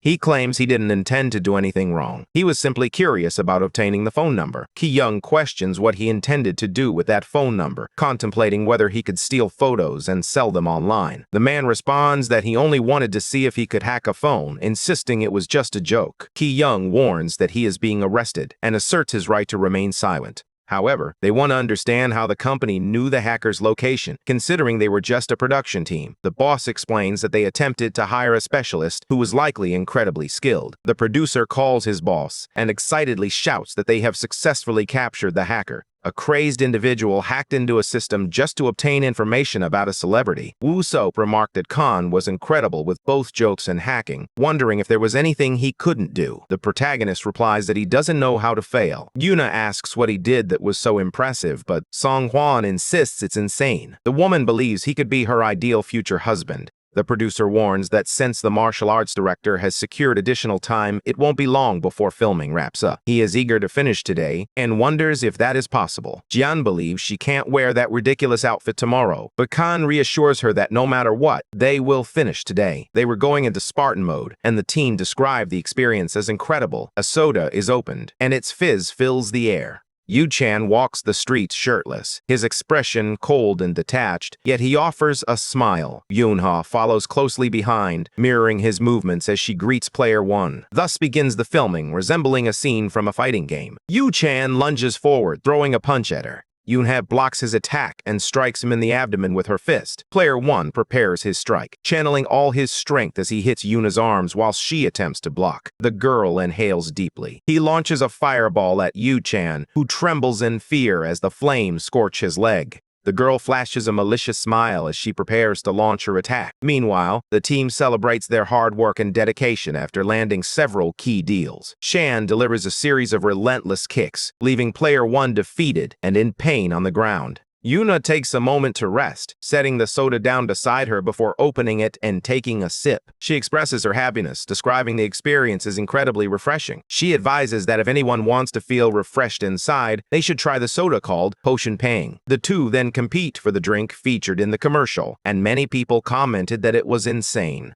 The producer stated that, having filmed 50 commercials, he knew Kang and regarded him as a deity. He clearly understood how the CGI effects would be implemented and even sensed the conclusion of the fight. Filming 2 victory scenes for Shin Eun-ha and 2 for Kim Yu-chan in just a few hours was an impressive accomplishment. Kang wonders how everything turned out so well, and the producer replies that they will watch the footage together. showing it on the computer, even when Shin Eun-ha delivered a kick, or when Kim Yoo-chan launched a stunning attack that made the girls soar into the air. When the actor goes flying, Kang Na-in's influence is unmistakably present. Yoo-chan takes a sip of the soda and breathes with a refreshing quality, questioning whether his life had returned once more. When they are completely exhausted, they should drink the potion Pang. The production team announces that the commercial has wrapped, and they commend the efficiency of staying on schedule. Yoo-chan and Yuna express their gratitude for the hard work, and the producer acknowledges that they both put in a lot of effort. They must have had plenty of arguments while enjoying their drinks. Ha asks how our Appa isn't tired, and Kang replies that he doesn't feel that way. Yoo-chan expresses his frustration, admitting he was foolish to think that filming this commercial would be as quick as shooting a movie. His muscles felt like they were about to tear as Yuna asked the manager if he could clear her schedule for tomorrow, but he denied her request. Song-won expresses his gratitude to Kang, acknowledging the hard work he put in as he witnessed something truly incredible. Suddenly, a spark ignites behind them. Kang senses it. Jian calls for the agent. A significant risk of electrocution was identified in connection with the sound engineering practices of Yoo-chan. A civilian was on the verge of being harmed. The agent must immediately turn off the power to his equipment. Kang throws the utility knife toward the target location. Yoo-chan touches the table and feels the electricity coursing through his body. The protagonist successfully shuts off the power. People are left wondering what went wrong when the woman suddenly collapses. Kang runs as Jaeon urges him to check on the injured person. He approaches the girl's body, analyzing her pulse and retinal function. Jian notes that she was electrocuted, but the exposure wasn't severe enough to be fatal, and her physical responses appear normal. The producer asks if she is okay, and Kang responds that she is alive, and the shock wasn't fatal. The man collapses to the ground, expressing that he was so scared he thought he was going to lose his life. Kang orders that she be sent to the hospital. The producer states it's clear that someone should call an ambulance immediately. Sometime later, he mentions that it was a last-minute decision, and if anything were to happen to John, they would be finished. He questions whether he knows how she ended up in this state because if he hadn't noticed, it could have been a disaster. Kang responds that he felt it. Using the utility knife, he managed to cut the power, prompting the producer to question how he accomplished this feat simply by throwing. Yoo-chan remarks that his teacher possesses incredible instincts, managing to dodge everything during filming. Yoon-ha questions her own humanity, while Hwan remarks that she was in love. An employee rushes toward them, urgently stating that there is a problem. Kwap Jaeon's equipment wasn't functioning, and it was clear that the cables had been cut. However, it wasn't only her equipment that was affected. Even the computer they were working on was damaged. As a result, only the sound computer was needed, and they had to play the music to finish syncing the video while the producer sent someone to retrieve the file. The employee states that the original file was on the computer, but now it won't power on. There was no chance for recovery, and the deadline was tight. They needed to be first, but it seemed impossible. The producer asks if there is no separate backup, and the employee responds that the file was downloaded directly from her email, adding that she would have requested a copy if she had known. He inquires whether they can request another copy from the composer. The employee reveals that the composer is Yoojin's older brother, and if he learns about the accident, he won't let it slide. If they reach out to the composer, the client will inevitably discover what happened. The producer believes his client is superstitious and generally relies on luck, so if they hear about an accident, they may choose to move to another company. They can't let all their hard work go to waste, but an entire melody matters. The two lift their heads to locate the source. Khan sings that to feel refreshed. All they need to do is drink a little of the Pong potion while playing the guitar. The producer and the employee are astonished, and after a few seconds, the protagonist plays again. People are wondering if the producer will actually replace the original music with the martial arts director's version. He questions who mentioned using the clean version, noting that they just need to sync with the video first and create a remix that sounds like the original. Khan's voice is incredible and will sell much better. Yuna wonders just how good he can be to react this way. They then ask Mr. Na Kangan to play the music from the beginning on his guitar. He whispers to Jihyun to play flawlessly from start to finish, and then activates the performance. He also mentions that he will sing, so they should adjust their vocal cords. It appeared that a karaoke screen was set up in front of him, serving as a way to boost the morale of his allies. Thus, the music begins, and the protagonist gets ready for his performance. He plays the guitar and sings that if he wants to refresh, he should drink the Pong potion. If he's out of stamina, he should drink the best beverage of all, When you finish a move, just grab a pang to drink. It was sweet, and you should just drink the strawberry or grape one. There were 51 different flavors, including the zero flavor. People celebrate, claiming it was Mr. Khan. They question whether the martial arts director is truly a singer, as the synchronization appears flawless. Ji-hyun remarks that it was a perfect 10, showcasing impeccable skills. The employee states that his hope was so precise that he could hear it, and he felt completely relaxed in his legs. The producer cries tears of joy. They insist on using Kangen's version for the commercial. While the employee raises questions about the original music, the producer responds that if the version is good, it will be even better with the studio recording, and they plan to use both. This will add variety and create an amazing result that the contractors will love. A week later, the video was uploaded to YouTube. Aryam mentions that the singer's voice resembled Kangen's, prompting Sunwon to ask why she feels that way. Since it was Kang singing and she heard him live, Aryam insists it was real and that they should take her next time. Yeonseo mentions that Kangen was exceptionally talented. Even her sister Yoonha was showcasing her old version again, prompting the actress to call out to her. This startled the blonde right away. Yoonseo expresses her intention to share her stories, but Ha advises her that if she wants to stay safe, she should choose her words carefully. But she wants to know where Kangen is, and the blonde replies that he went to lunch today. Yoonha had planned to take him to lunch to celebrate his launch as a singer and was eager to find out where he might have gone. Inside a lavish venue, Yoojin expresses heartfelt gratitude to the protagonist,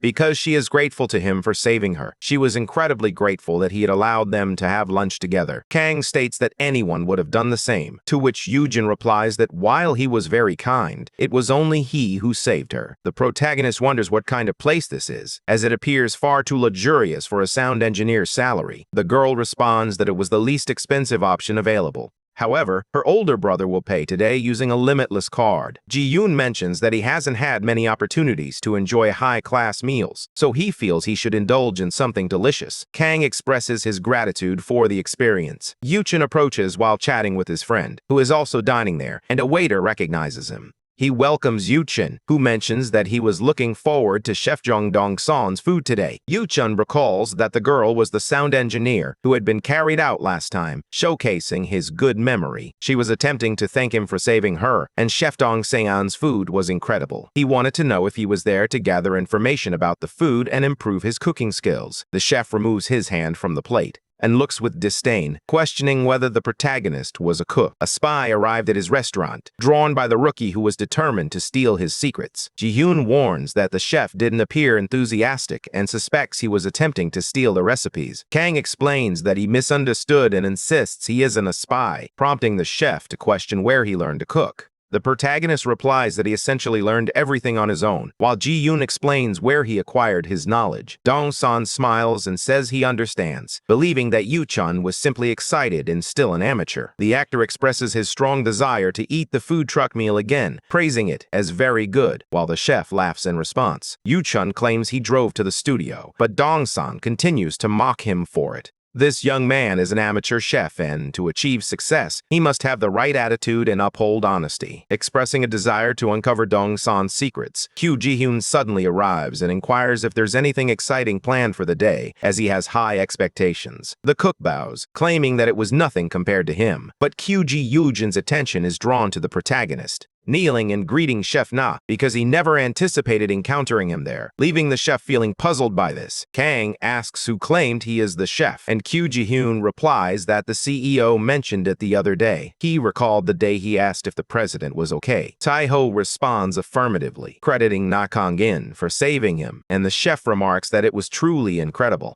The president claims he was a skilled chef, in addition to being talented in acting, voice imitation, and fighting. Ji-hyun wonders if he is also good at cooking, and Tae-hae affirms that he is. Back in the present, the chef admits he doesn't know what he's cooking, but expresses a desire to try it at least once, thanking him for saving him. Dong-san is impressed by the rookie food truck chef. He had saved Ji-hyun from terrorists, and the chef confirms this, emphasizing that he should be aware of it. Ji-hyun replies that he also saved her life, to which Yoojin responds that he does the same. A large man steps forward and claims that he also saved his life. It was nice to meet him. He is the composer Kwak Shan Seok, the older brother of Ji-hyun. She wanted to buy a meal, but she thought they could meet up instead. He also changed his music, and it turned out really well. In addition to saving his sister's life, he felt an overwhelming sense of gratitude. Ji-yoon states that, contrary to his appearance, he is very attentive to his family. Kang remarks that people should not be judged by their appearances. Yoo Ji-hyun asks if it was alright for her to have Mr. Na Kang's number. He agrees, and the girl expresses her gratitude. Her brother suggests that if she plans to message, she should create a group and add him as well, since he wants to know what they are discussing. Kang reflects that this person could certainly be judged by their appearance. Yu Chan watches from a distance, realizing that Kang truly saves lives. Kyu Ji-hyun agrees, adding that he should have witnessed Kang in action before, as he once defeated 10 armed terrorists in an instant. Noticing Chef Dong Shi-hyun's pale complexion, Kyu Ji-hyun asks if he is okay, to which the chef affirms he is, calling Kang simply remarkable. Kang observes the chef's expression, sensing the intense pressure that seems to intimidate him. Dong Shi-hyun offers lunch on the house, and Yu Chan asks for a discount as well. With his stomach full, the protagonist returns to the forge base, where Ji-hyun comments that the new equipment has arrived. Kang inquires if she is excited, but the robot replies that the models are from 60 years ago, so she has no expectations. The protagonist starts by cutting some metal, typing on the computer, and then sending it to the writing machine. He comments on the cuts, expressing a desire to learn how to use the machine. Ji-hyun, having researched it online, shares her knowledge. The protagonist expresses a desire to create personal equipment, but is unsure where to begin. The robot then suggests starting with a weapon. Kang attempts to debate the merits of a sword, while Ji-hyun proposes the idea of creating a gun instead. Far away, the young man decides to make armor first, as it isn't illegal. In light of modern times, Ji-hyun suggests creating a custom dragon outfit. It was a bulletproof vest designed to protect the shoulders, chest, and abdomen. Kang wonders why the designs vary so much, and Ji-hyun explains that they are specifically calculated to disperse impact. The young man claims it was high-level armor, but the robot insists it's merely a vest. He decides to create something thin that he can wear without drawing attention. Ji-hyun explains that he can select a type where the first option disperses the impact of a sniper, while the other is designed to withstand multiple gunshots. Kang doubts there is a sniper in Korea, and considering the unusual case of the Jacko gang, he decides to use hand protection. He intended to measure his body, but recalled that this is something that changes constantly. Curious about whether he becomes stronger after creating the armor, Ji-hyun explains that there are minor changes in the design. However, the protection becomes ineffective if there are significant changes, such as weight gain. Kang wonders if someone who wears the armor loses weight. He wonders if they can achieve that with his current equipment, and Ji-hyun replies that they can cut the metal to make adjustments, but the real issue is the budget. This concludes our video. If you enjoyed this, please like and subscribe to the channel.